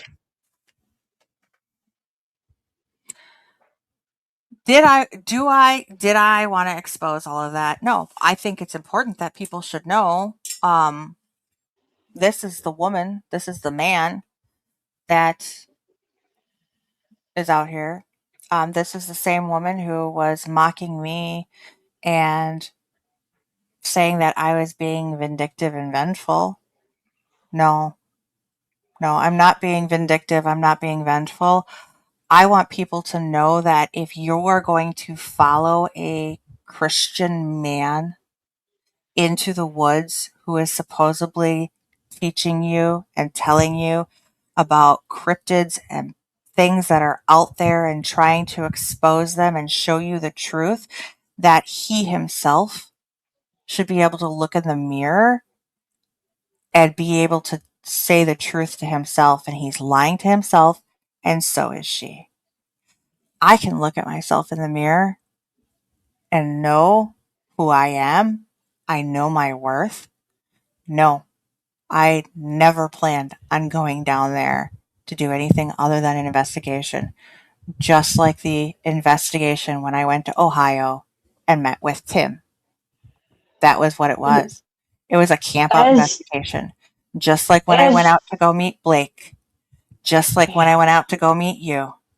Those were investigations with other researchers who were invested in what was going on, wanting to share information, wanting to share your knowledge and see what is out there with another person who was willing to have their back, willing to put themselves out there in that position with another person wanting to get information. What terrifies me, absolutely terrifies me, is to think what would have happened knowing now. What would have happened if I would have gotten down to Oklahoma to go out and do an investigation with this man? Would he have gotten scared and run in another direction and literally left me there with nothing but my 9 in my hand and a flashlight to defend myself?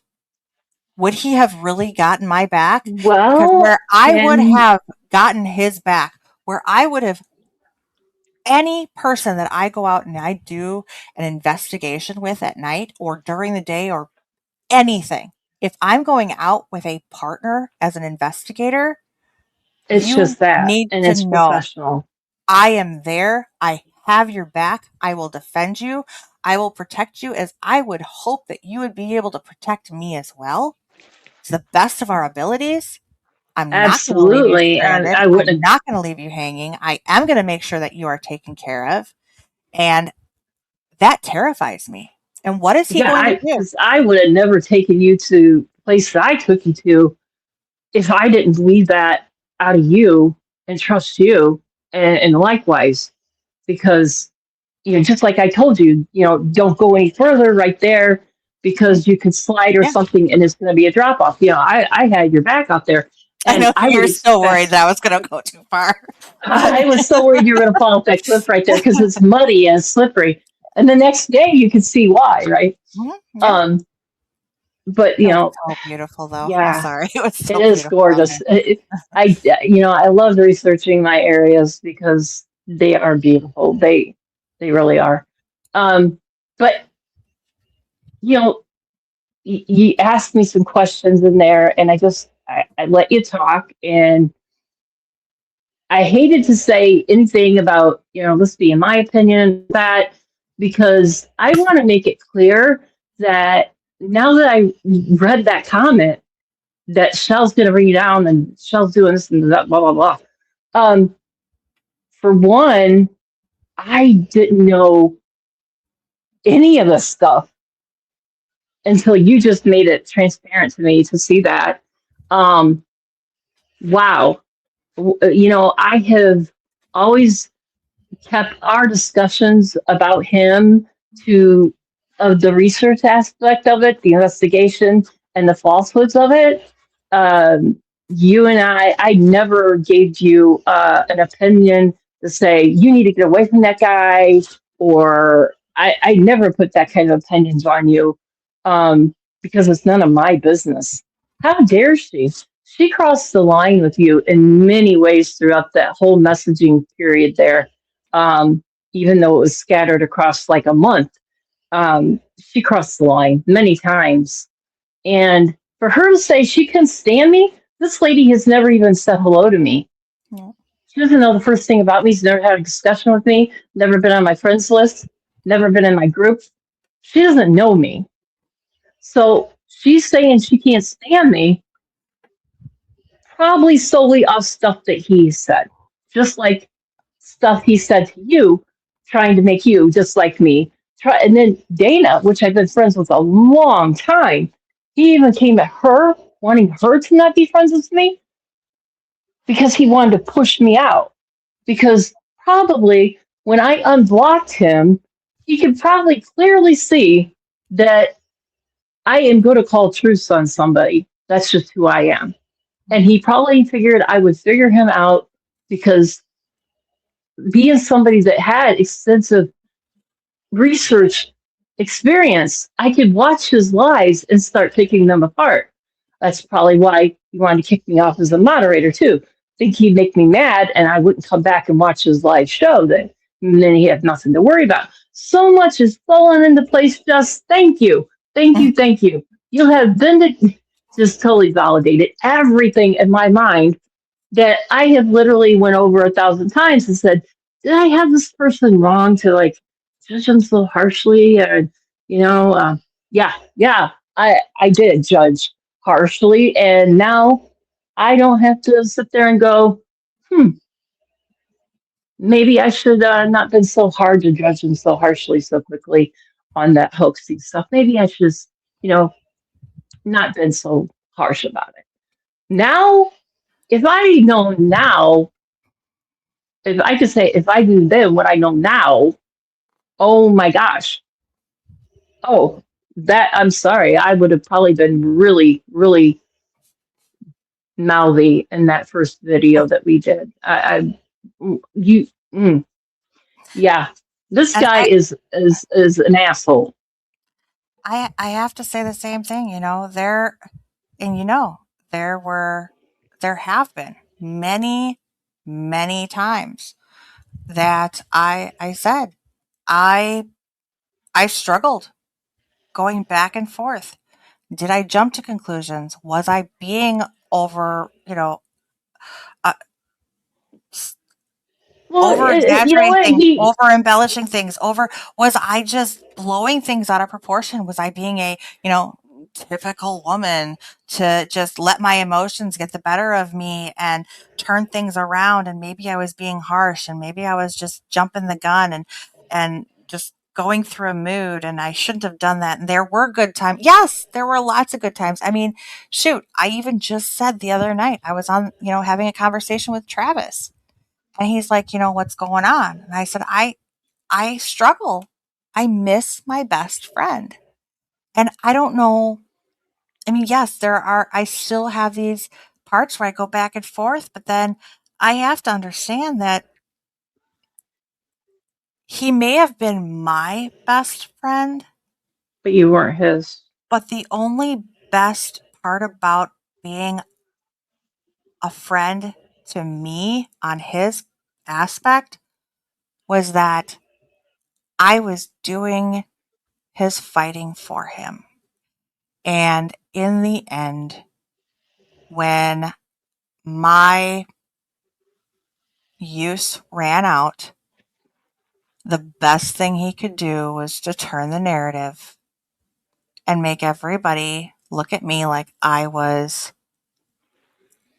a terrible Being person. vindictive and vengeful and yeah, just He's, reacting to something that he wanted to say that you wanted him, no, but um I wanted him as a friend. that I wanted him as an investigator. I thought going and being able to have a partner who was as vested in researching and doing this stuff together, I thought, man, this is great. In a hot spot, I'd go down, we'd investigate, we'd do things. He had talked about wanting to travel and, all of this stuff, what he wanted to do. And I even said, when you get your son home, I'm pretty much going to be done with this. And he's like, no, you can't. You need to come down here because you're going to do both channels with me. That's what he say. You're going to come down here and you're going to do both channels with me. well, I remember being put in that group where he said, I can't say verbatim because it's so long ago, but it was something to the effect, Jess, are you ready to move down here with me and go Yeah. out in the field with me and stuff?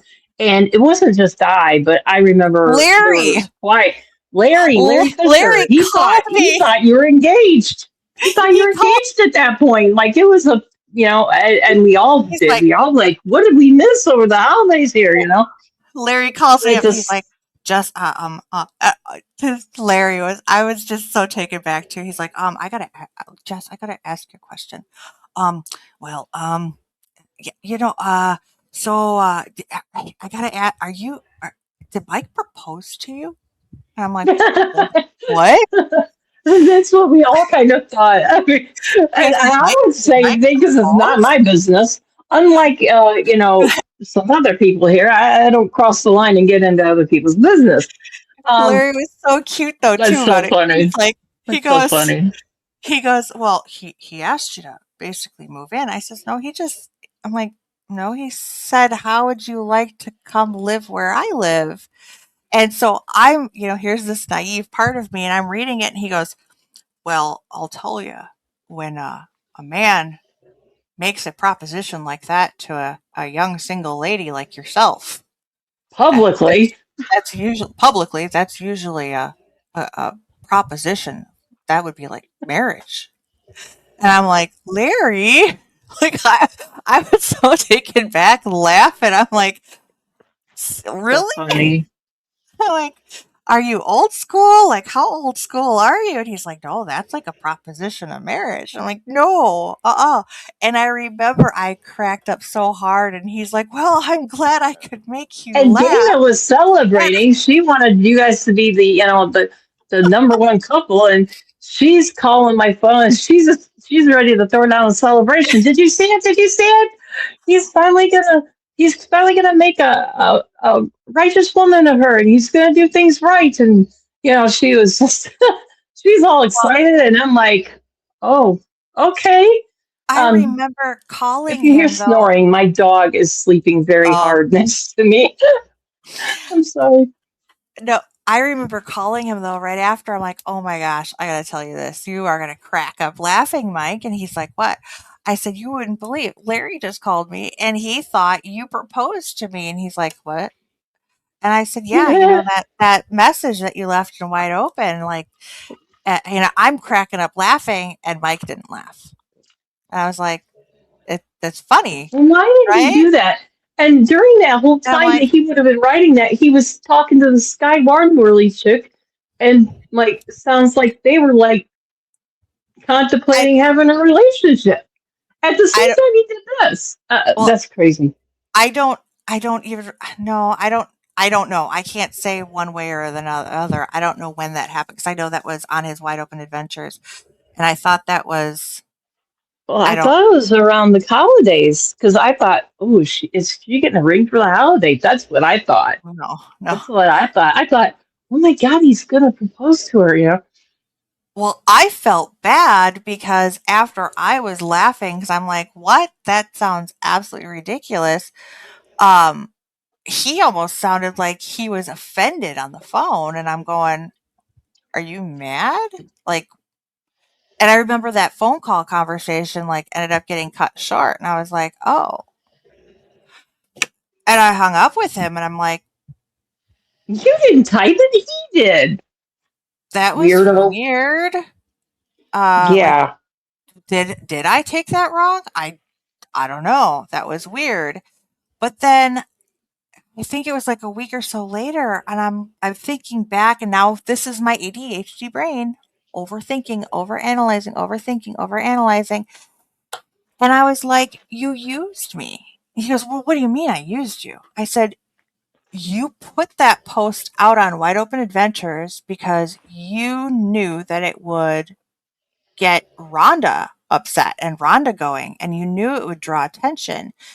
And so you basically Oh, used me geez. to incite some type of a reaction from other people and see how it would work. No, no, no, that's not how I did it at all. I actually, I wanted you to come down here and do stuff." And I'm like, But then he starts fighting with you when maybe a week or two later, you say you're going to come down there, and then he's like, oh, no, no, no, I can't be out there with a woman. I can't be out there. But "Mhm." what? What? Oh my gosh. You know what? This guy, I probably couldn't ride in a car with him because he rides with his left foot on the brake and his right foot on the gas. Uh, he would drive me insane. I couldn't drive behind him. I wouldn't be able to drive in front of him. And I definitely couldn't be in the passenger seat next to that dude because I don't like the way he drives. Well, that's probably why Sarah takes her car when she goes out there to hang out in the woods and watch him, huh? Instead of taking the Yeah. same vehicle? Or is that because mom rides in the car with him and then Sarah takes her separate vehicle? I don't know. Well, if his car had a clutch, he'd be a nightmare for a mechanic. That's pathetic. I'm sorry. One of the one of The more you tell me, I'm like, oh my god, how do I be an objective friend and not go, so Jess, somebody needed to slap you. Oh one of the things that I have had to learn and that God has led me to understand, and like I told you. So there's a few things. I'm like, why did I have to go through this? And for a few reasons. I have learned through the last few years, on top of my growth and um, my faith that has grown and my love that has grown for my Lord and Savior. He has taught me so much more. And I'm not saying Mike, I'm saying God through all of this. God has taught me so much more about myself in the last 2 years. I have learned my worth. I have learned my value. I have learned how through God I can take back my life and who I am. I know that I can be an advocate, be an influencer for Christ. And I have learned also the value that I've grown for my love for my Lord and Savior, that with all things in the future when it comes to my friendships and any relationship, whether it's my work relationship, a romantic relationship, or a friend relationship, a family relationship. If God is not the center of that relationship, it is he's not a not serving you. relationship I want. And it is not one that is going to serve my Lord. And it is not one that is going to bring anybody else closer to Him. And for that, this has been a growing experience for myself. And I am grateful that God has taught me this. Um, And but I'm happy for you in that respect. it has Um, also it has also taught me too that as Christians we need to constantly ask for discernment when it comes to other fellow Christians. Just because a person says they are a Christian does they not gotta in walk their fact talk. mean they are Christians. Yeah, they gotta They walk the may, talk. yep, and they may in front of the camera put on a glorious act, but what's behind that curtain? Is it a sexual deviant who has fantasies about cryptids, fellatio, and Oh God, I've other heard about disgusting that. things that are possibly going on?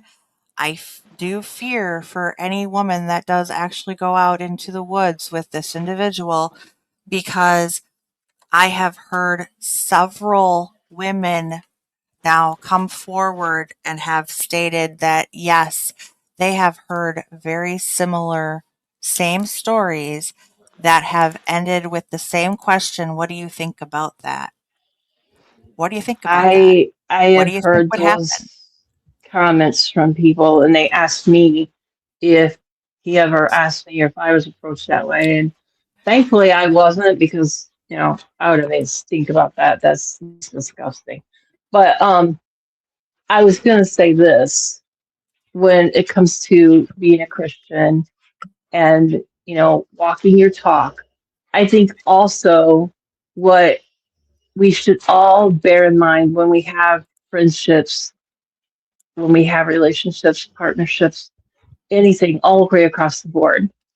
If they want us to do something for them, with them, or whatever, I think what would Jesus do needs to be forefront in our mind.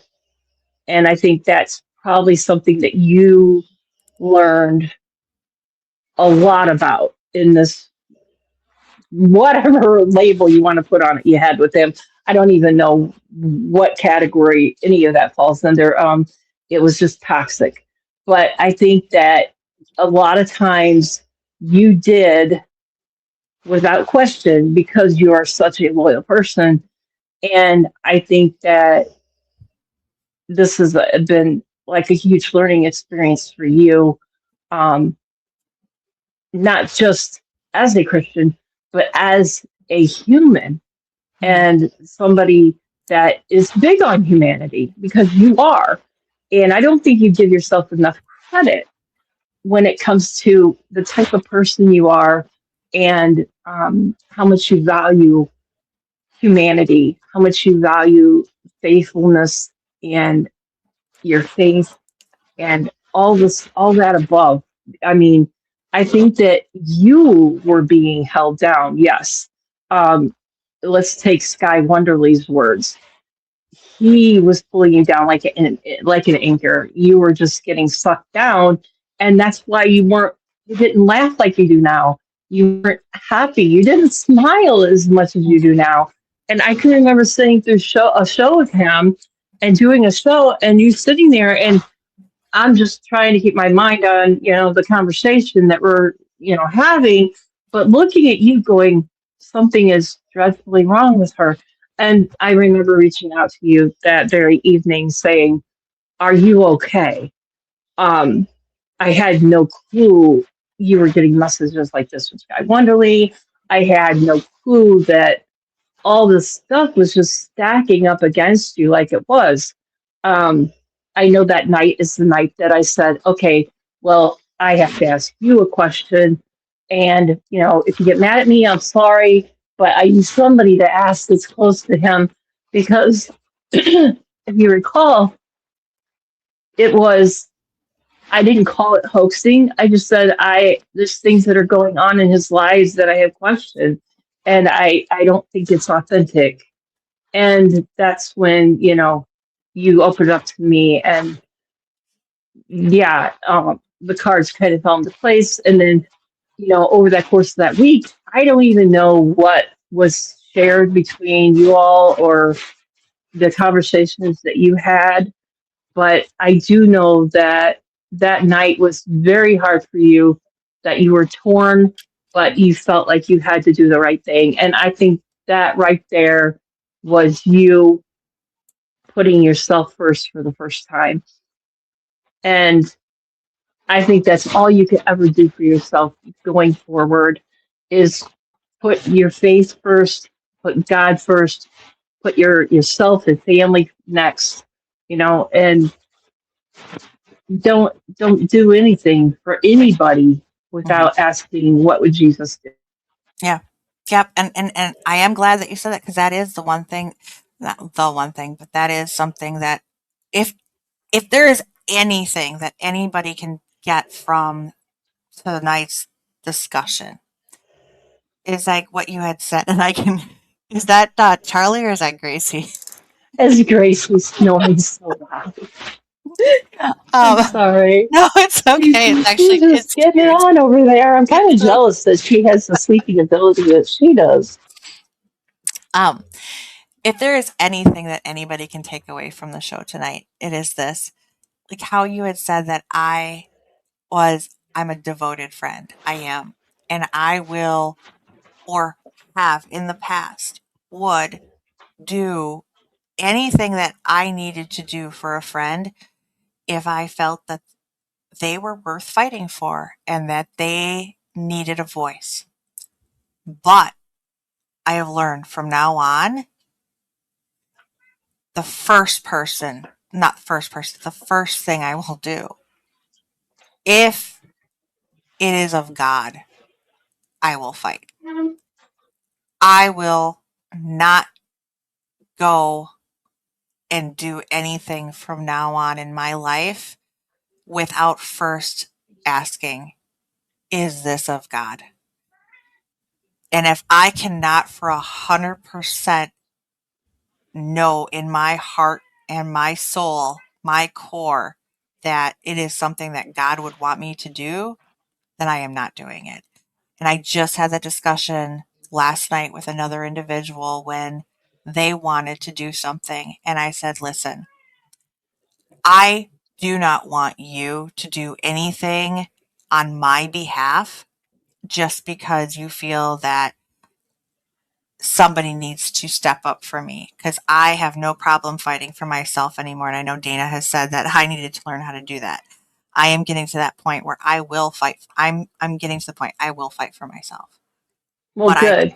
I told this person, you need to pray first, because I do not want them to do something that they said, oh, I won't feel bad about it. Well, I'm sure you wouldn't feel bad about it. But if you can pray about it first and God says, yes, this is something you need to do, then by all means, God's will be done.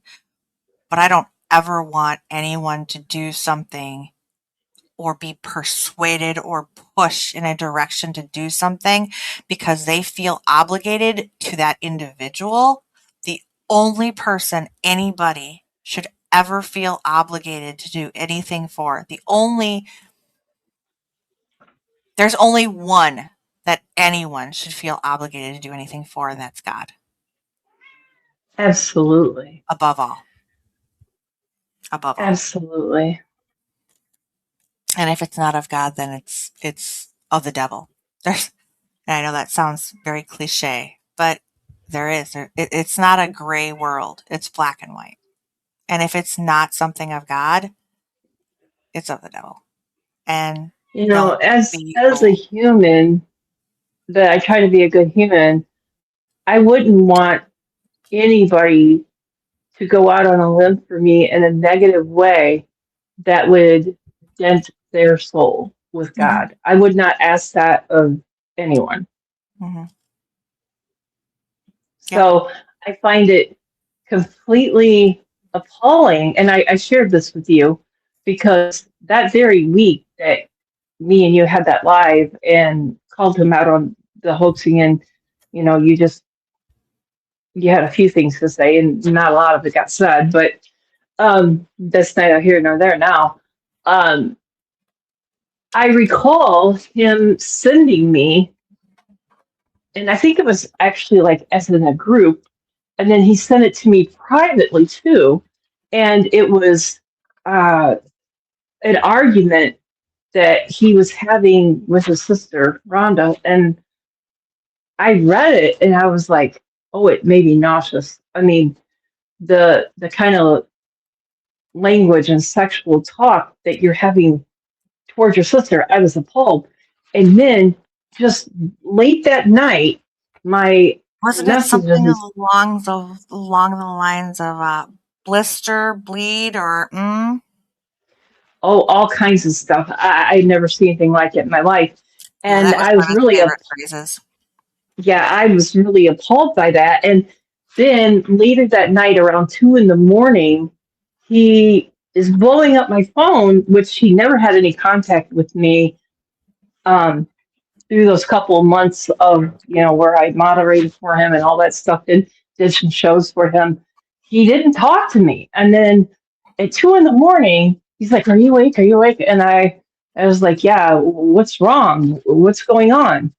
And I didn't get any reply from him. I'm like, is everything okay? Is everyone okay? Um, no reply. And then the next morning, it's like, did this guy not sleep or I don't know. But early in the next morning, then he's contacted me again, and he wanted me to reach out and attack his sister over Mm-hmm. these messages. And I refused. I just said, I don't know her. I don't know. I don't know what this argument is about. I'm sorry, but no, I'm sorry. I can't. And that was the last thing I ever said to the guy. And then I ended up getting blocked because I went on YouTube with you. And I didn't really care that I got blocked because he was about 2 millimeters from being blocked anyway. I mean, that was pretty appalling what I read. And I have had some knockdown dragouts with my brother. And I will tell you what, he would never speak to me that way and ever be forgiven by me or my family. Um, he would never stoop that low. I mean, we don't even cuss at each other. I mean, we get mad at each other. We may have some words, but family don't talk to family in a disgusting sexual manner like that. That was, oh, yuck. Yeah, I that and actually, I actually felt sorry for his sister in that regard. I do. But that's what they've been dealing with. God help him. What did his ex-wife go through? I wonder. I think, and, no wonder, if that's the kind of talk and stuff that he has with his sister. How did he treat her? How did he treat his ex-wife? And no wonder he's divorced, and no wonder she doesn't want her kid around him. And you know, you know, I can just imagine. I I don't want to imagine. I really don't. I mean, wow. I mean, even the torment, the psychological mental torment that Rhonda and her husband, I mean, her husband went through too with him. It, Yeah. regardless, that's a whole nother topic. Regardless of how long ago any trauma may have happened to him, it's still trauma, and I am ashamed of myself for not saying something to him. I mean, normally I would be the one to say, even in a private conversation with somebody, like, you know what, that's not right. Like, you shouldn't be saying that kind of stuff about people. And I would just sit there and let him go on and on and on. I don't know if it was because I was numb at that point with him and his rants that it was just like, just let him go on. He'll be done, 15, 20 minutes and he'll be done and over with it. And then I'll get to listen to him talk about how he thinks he has cancer and he's dying for the next 3 days. But I mean, that was the kind of stuff that over and over and over. And it's like, do you really need to attack these people? How is this going to help you get your son back? Well, it's not. Then stop. Stop doing this. Stop doing this to people. The manufactured drama. It keeps it going and keeps. If he can't entertain his audience, well, then he gets his audience with the drama. I Hmm. mean, that's why I said his channel needs to have a capital E on it, and it's spelled out entertainment for anybody that enters. There should be no research or investigations or anything like that. Abnormal, yeah, abnormal entertainment. That's what he needs to be. He needs to be AE, Mike, not AI, Mike. Well, that's yeah. I know I've gotten a little bit of pushback on my channel too, but that's one of the reasons why I kind of changed my channel name to Arcane Adventures, because Arcane is, the unknown, the undiscovered, unexplained, but then the adventures is let's go out and find it. Let's go see. You don't know. Every day is an adventure. Every day is something new, and every day is unexplained. You never know what you're gonna, like we were talking about.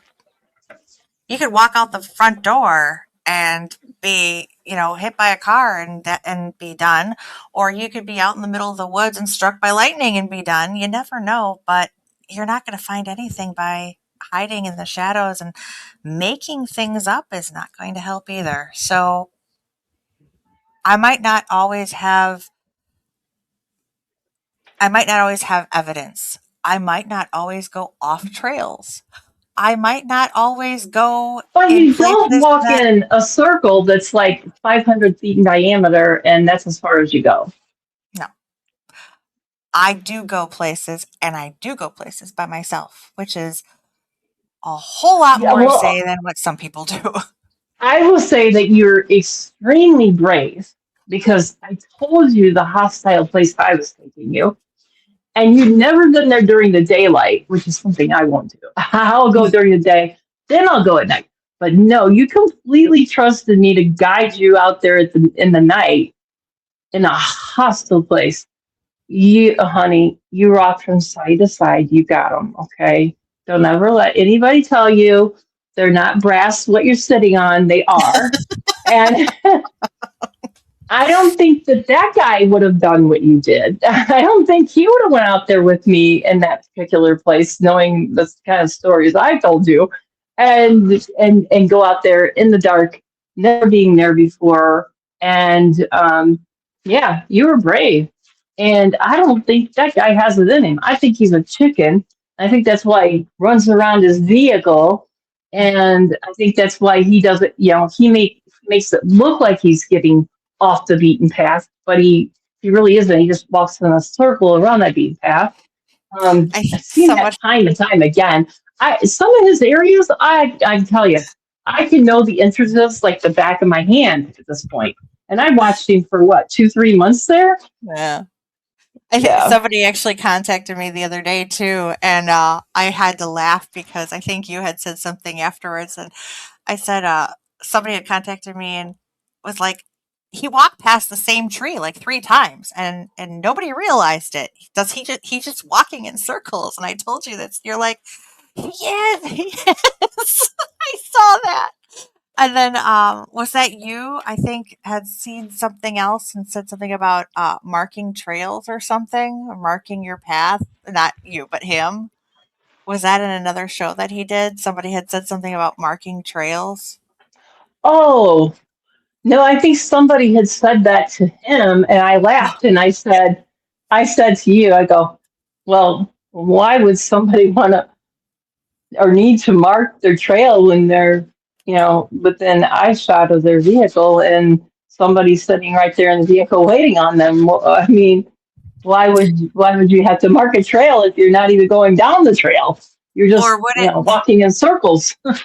I was gonna say, or would it be to mark your trail so that people would know if you actually walked past that same spot like three, Oh yeah, four, five that would totally give himself up. He would totally be like, "Oh, ignore that ribbon. I just tied a yellow ribbon around that oak tree there. Didn't know Oh, when I'd get back to it. Oh, oh, it only took me 3 minutes. It's right there again. Sorry, somebody's ignore coming that. out You here didn't and see putting that. ribbons all over. Yeah. Or Yeah, now they're tricking me. They're putting him everywhere." there was the one time when I was talking to you about, I think it was Tim that actually called him out because he had just walked up to the vehicle. You could see the vehicle in the corner frame of the camera, and then he turned away and he walked I was off. there on that live. And then he said something about, "Oh, I'm like 20 yards from the vehicle or 100 yards from the vehicle." And I think Tim was And I like, was like, I just seen "You the were mirror and just I just there. seen the door. You were just there." No, I And wasn't. No, I I wasn't. seen, I was not a moderator anymore, but I was sitting through that live and I seen, I think it was Tim, was it Tim Wrestler that said that? He said, "Hey, did I just see your vehicle's right there?" And he says, "I'm walking back to my vehicle now." And I'm like, "Are you kidding me? I just looked at it. You're right there at it." But I'm like, I'm not just saying.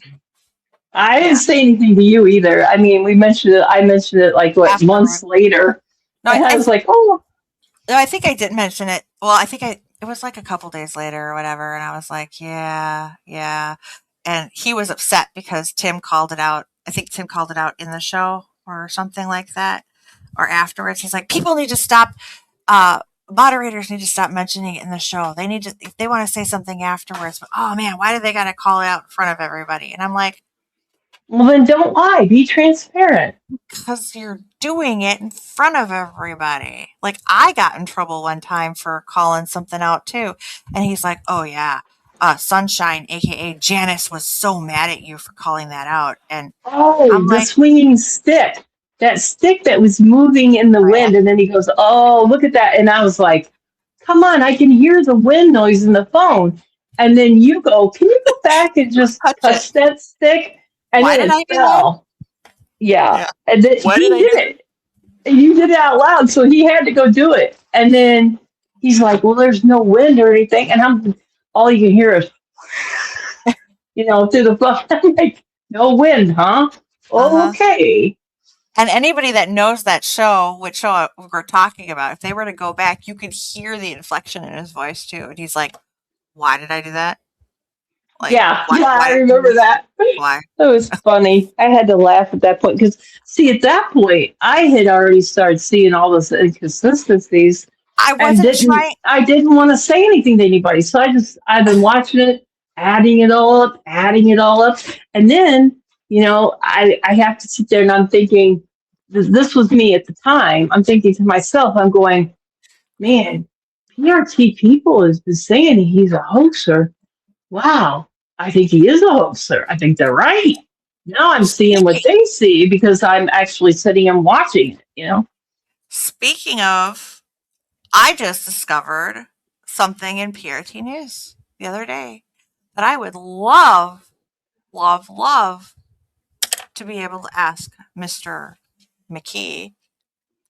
What in the world was he thinking? Um, like, you hear my daughter? She's so stupid. So, uh, where did I save it? Yeah, go downstairs. I love you. I'm sorry. 1 second. She's sick. Hold on. Okay, so here is something else that I have to show. One of the things that I have to thank PRT. I don't know who posted this originally, if it was an anonymous member, if it was Nellie or Madeline or who it was, but shout out to Paranormal Roundtable. I don't do this very often, but they have managed to collect a lot of stuff on abnormal investigations that I, of course, had not been looking for in the past because I was like blind focused and naive. Anyways, so one of the things that I'm going to show is this. I have to do an image file. Okay. So I'm going to open up this. Um, maybe that don't. Can't really see that. That doesn't work well. I want to do this.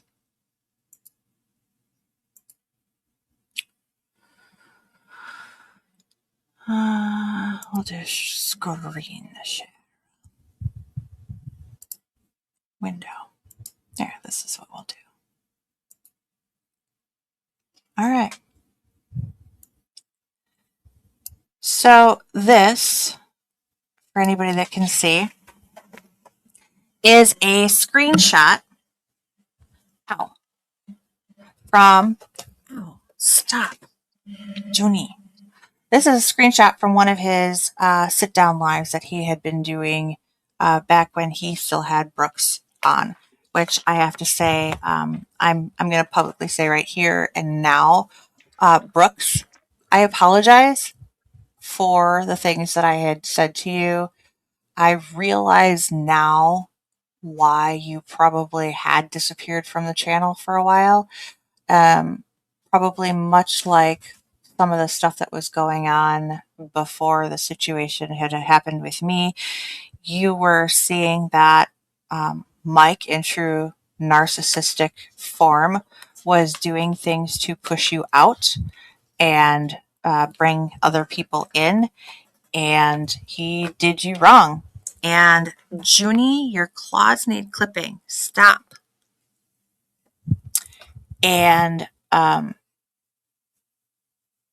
I I was much like some of the other moderators that are currently in there. I was fooled thinking as to him being a true to his word kind of person, and you were served an injustice, much like Wendy, much like Lori, Scott, I'm sure Randy, he has used and discarded so many.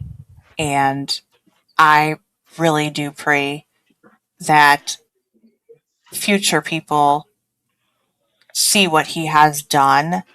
Um, Another co host he had, Christy, he discarded when he couldn't get his excitement from her. So I apologize, Like I Brooks. said, there's so many people that have a commonality Mm-hmm. and have so much in common, Mm-hmm. and like none of us even know each other. He Mm-hmm. has done the same thing to people over and over and over. So, so what we're looking at here is a screenshot from when Brooks and him were, when Brooks was co-hosting for him. Why is this important? Billy the Kid. I know for a fact that Billy the Kid was one of his fake accounts because he had done clips off of Abe's shows from his Billy the Kid account. And why I know for a fact, not because PRT had posted those clips as Billy the Kid saying, yeah, yeah, that's Mike. I know for a fact that's Mike. Um, but because he actually then forwarded me those clips and told me to save them and keep them for court, keep them for videos, keep them for posts on channels. And they were as Billy the Kid, and they would be titled with things like, here's where he's calling, or Abe's calling me a pedophile. Abe's making fun of my mom. Abe is, that kind of stuff. Abe's talking about Sarah, or Abe's talking about my kid. Well, That was I Billy know the for a Kid. That was fact, Mike. yeah, I know for a fact I seen that Billy the Kid when I was on Abe's show after that falling out. And in Really? good faith, I had went to PRT, watched a show with Josh and Abe's show, and just just smooth all the stuff out. Don't want no more drama. And when I was there talking, I remember seeing this Billy the Kid. And I remember talking to Josh and Josh getting texts and holding up the phone and saying, yeah, Mike's texting me right now. He's got some choice things to say about your show. But Josh never shared what he was saying. I just told him to send me those texts later and he didn't, but whatever, I don't really care. But he was there trolling and he just couldn't stand it that I was giving up truths on him, that he would actually text Josh and think he's on good enough terms with Josh to get me to shut up. Well, Like, here, isn't that just the? I mean, isn't that some big ones? I mean, really? big ones or Wow. small ones that he's trying to. Or how about noodleless? He just don't have a noodle in his head. Well, so here is something that needs to be explained for the people that are seeing this. Like, why is this important? Okay, so here we have Billy the Kid highlighted. He brought it up in his live. So when you bring up during a live stream, when you bring up a post to put it across the screen, it is forever imprinted that way because this is a recording. However, if you go into the live chat replay months later, or um, and look at old chat replays, what you will find is when an individual changes their YouTube name or their YouTube handle or their YouTube icon, it will change Yeah, to date. I don't know because I've never even opened my Right. channel for a live. So this is what I'm trying to explain. So it will change. So anybody that has changed their name. So for instance, when I was following PRT in 2023, um, my original YouTube handle had been, and you're going to laugh at me because they all called me names like this, but my original handle was my Xbox handle. that I had set up when I was first playing Xbox and had to set it up. And the way they would do it is they'd be like a description in an animal or a description in an object or something like that. So my handle was bicolor hippo, which is ironic because they would always call me hippopotamus. But I am anyways, laughing. I am laughing. Yeah, that's funny. Um, so my handle was bicolor hippo. So if you go back and look at the PRT shows from when I was still chatting and I was a paid member over there and a Patreon member and stuff, they actually have me come up over there as bicolor hippo. And I think it was the image of Junie in his little lion's mane thing, but it says bicolor hippo. So here in this live chat, up when he pulled up the comment to put on screen at the time, it was Billy the Kid. Now, I wouldn't have known this at the time that that was him. I would have never gone back to look at old shows uh, to even see that he had done this. So obviously, either he is logged in under two accounts, which is something he does when he is live, anyways, because he says he can't go on live with his computer. So he has his phone do the camera and whatever, whatnot, back and forth. Billy the Kid, comment. Well, if he's on the show, who's running his Billy the Kid account? He pops the Billy the Kid thing up there. Mike, I am from the other side and I have info emailing. Ow, Junie. Ow. Emailing you now. Yeah. Ow. Okay. No, you're done. Off. Emailing you now. This is one of his bluff tactics. He loves to bluff. Oh my gosh, he's a game player. Mhm. He likes to play games. I'm from the other side. I'm emailing you information now to try and get From the PRT. other side. What does he Yeah, mean? Look, from the other PRT. side. PRT. Oh, so he's like pretending. Uh-huh. Oh my god. He's trying Oh, to it's make so crazy. them think that, oh, somebody from my group is somebody from PRT is giving him information. Really? What's that all about? Okay. Well, here we go. Ow, Junie. So now we're going to come down here.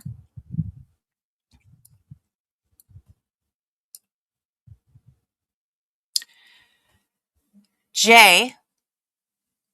So what that means is the actual YouTube name starts with a J.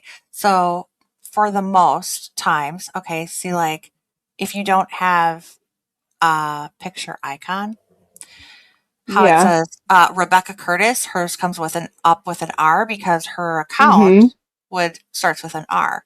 Same with Mm-hmm. Susan Northrup. Okay, Teresa Varney, T. D. Demon Bigfoot Man. There was a mistake here. When he changed his name over, he only changed the at symbol. He didn't change the actual YouTube name. So obviously it's still a J. Mike, I'm from the other side. I have info emailing you now. It's the exact same thing. That is the one that he brought up with little envelope. Billy the Kid, B. Well, that means this was the original one that he was at the time posted. At the time that PRT took this screenshot, there was a name that began with a J. They had then changed it to Diamin Bigfoot Man. However, this is uh, a bit irritating. So we're going to go to up and we're going to bring up this one.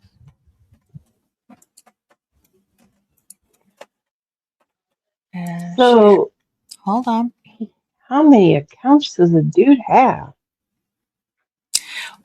What I said in one of the original ones, how many does he actually have? I don't know. What does he normally do? he has about 4 or 5, 6, whatever, and he'll change the name and then just use that same one. And that's where he screws up. Here we go. J. Diamond, Bigfoot Man. Best investigative channel out there. Mike's boots on the ground are second to none. I stand with you. Uh, they're a moderator as of Talking to 2/22/26. himself? Oh, wait. Here we Oh go. my God. Joe. Sad. Joe. Joe, the I moderator. see that. Yeah. Did you know that Joe was somebody who was actually kicked out of one of my channels for trolling? While He was Mike trolling his best friend? Are you kidding me? while Mike was sitting there coming in and out of my boots on the ground investigations, he He would was he trolling would you. he would say, "I'm getting kicked out. These trolls are coming in and there's nothing I can do. I'm getting kicked out." But I yet, why remember was that it because I he was was following the you, and that was before I was following him, and I was there when that happened. why was he always the only one that was getting booted out of my lives? And why was it that when he was getting booted out was when the trolls were popping in? And here I'm like, Mike wouldn't do that. That's ridiculous. Why would he troll me? I'm like his number And one let me supporter. guess. Let me guess. When you brought it up to him, he blamed PRT, didn't he? That they were mass reporting him and kicking him out, and it had to be PRT. But Diamond Bigfoot Man is now one of his moderators. So my guess is that that would be either his sister, his daughter, or somebody within the household because Joe This was his account. It's not like it would have been an account that he would have just given to a friend. It no, would have this been makes somebody so within the much household. sense and why he wouldn't want you to go to Oklahoma because his family, he wouldn't, no wonder he didn't ever want you to talk to his family and the women in his family because they probably figured he didn't tell them that he's lying to you. So he's probably afraid they would out him right then and there, or you'd find out all these truths. You would find out all the truths. He couldn't have that happen, or I, we would be doing videos just like we're doing right now. And he wouldn't want that. That you makes know, perfect sense now. if he would have been honest, if he would have been forthright, and he would have been the godly Christian man that he says he was, or said he was, we wouldn't be in this position at all. There would be nothing to argue. There would be nothing to say, nothing to do.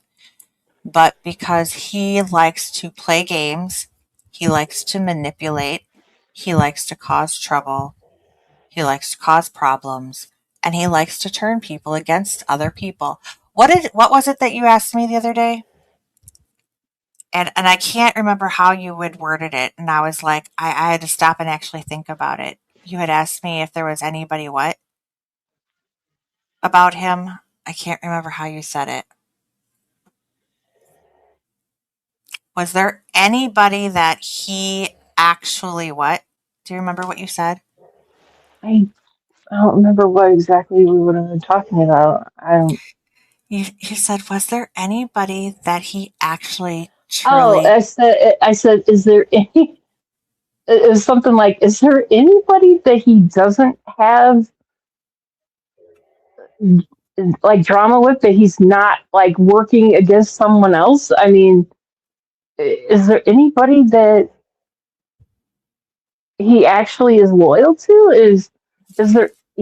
I don't remember how I worded it, but it was like, is there anybody that he does actually like and care about? That's what yeah, you said. something like that. Yeah, it was. And I Yeah, said, there's some. yes. Yeah, loyalty to anybody. Is there anybody that he does actually care about? And I said, yes.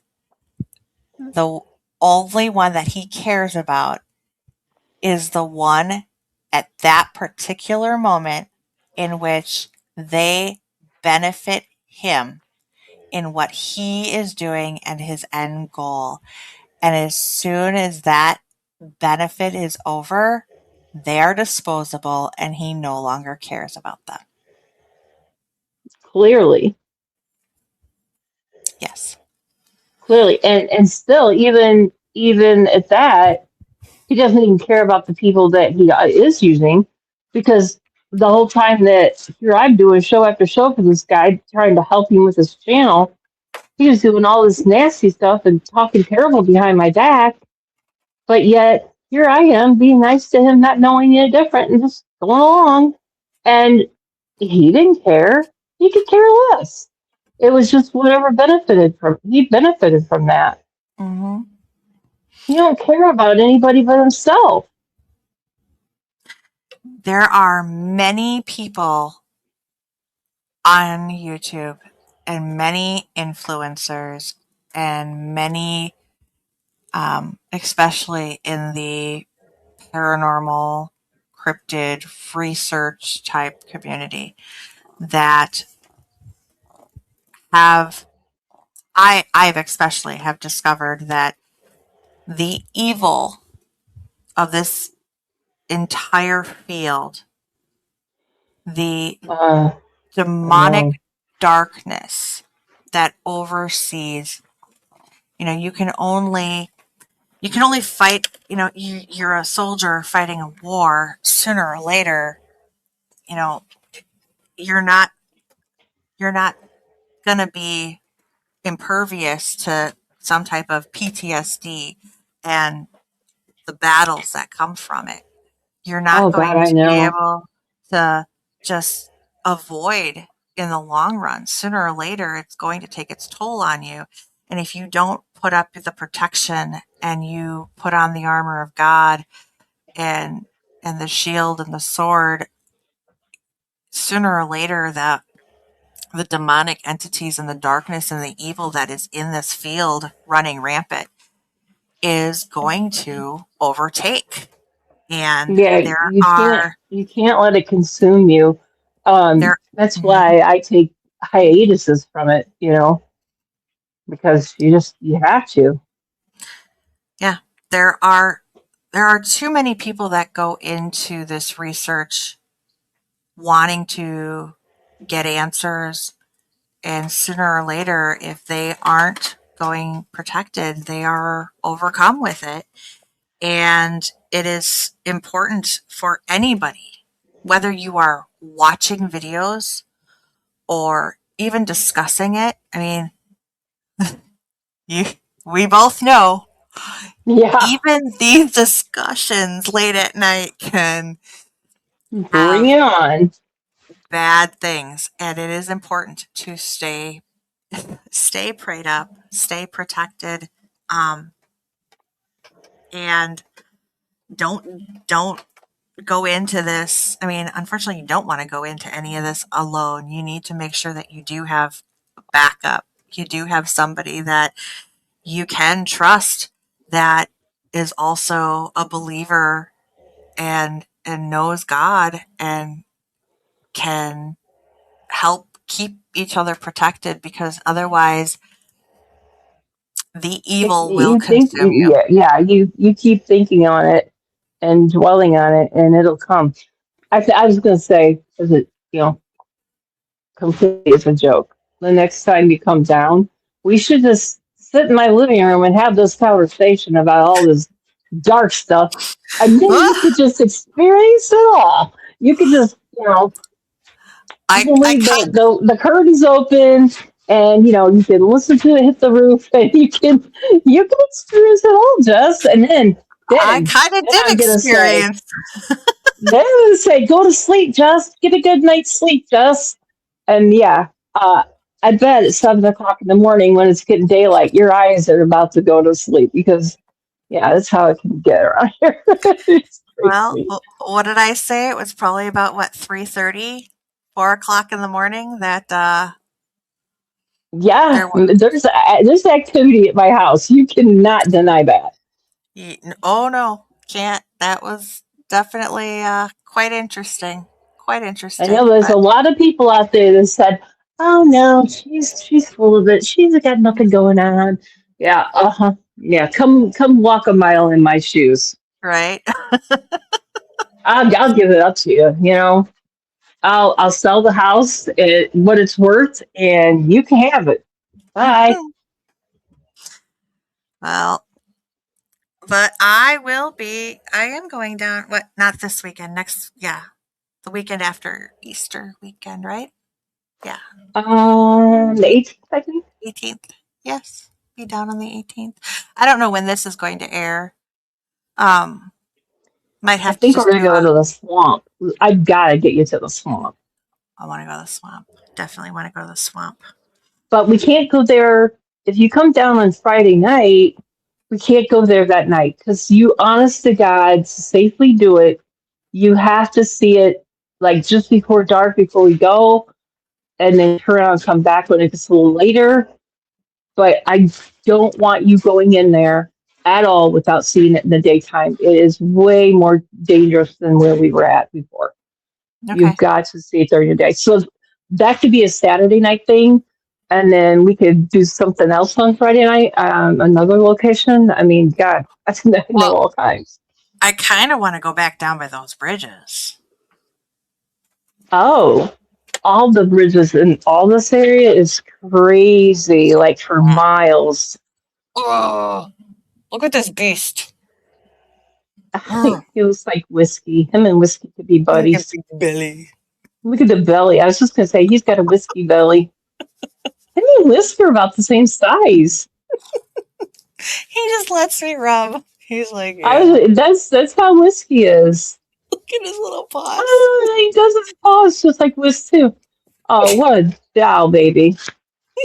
He's just living it up. Such a good baby. You know, you really are blessed to have a cat like that, and so am I, because they don't come a dime a dozen like that. They don't. He's a big Not teddy that bear. pliable, Yeah. not that lovable. He's like, why'd you put me down? I know I had to, well, I muted for a while because Gracie's snoring. And then I went in the kitchen and I was met with whiskey, like you were fighting off Junie. I was fighting off whiskey. And I was like, oh, now he's yelling because he wants more food. And here it is midnight. No, you're not getting food. You've had food all day. And so then I ran out of the kitchen and I'm back with a snoring dog. There's Yeah. nowhere quiet to go in my house. Yeah. I think he's trying to tell me it's bedtime, but Well, girlfriend, I we need to had close this out in fun. some way. Yeah. We I need to had, close this out in some way.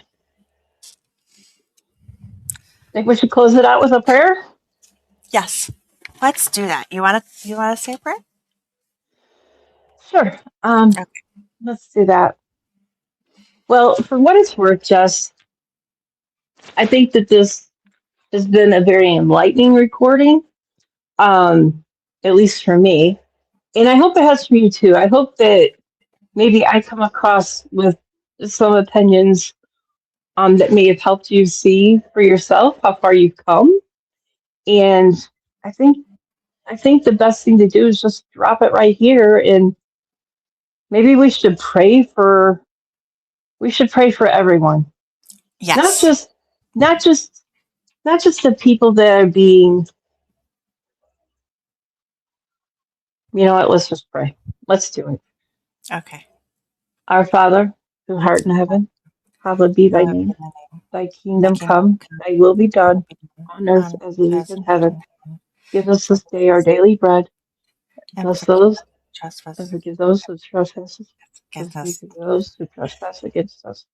and lead Lead us us not not into into temptation, temptation, but deliver us from but from evil. evil. For For thine thine is the kingdom and the power and the and the glory glory forever and forever. ever. Amen. Amen. And Lord, we're going to ask you in your righteous way that only you can do, to put your hands on those that need your guidance, that need to open up to you. and let your glory come into them so that they do better and make better choices and not hurt people, because at the end of the day we all want to be as close to you and to be as righteous as we can in our lives and as close as we could have the guidance that you would have us lead a life that we want to be, and that is like you. Please come into those lives. Please help those that have been hurt. Please help everybody that needs prayer in this world. Everybody in this world, Lord, not just these cryptid people, not just these diabolical types, these drama queens and kings that got to have these glass slippers. We're asking for the whole world, Lord. We want your loving hands, your healing hands on all of us. Amen. Amen. Thank you. All right. All right. I'll end this. Good night, everybody. God bless. All right.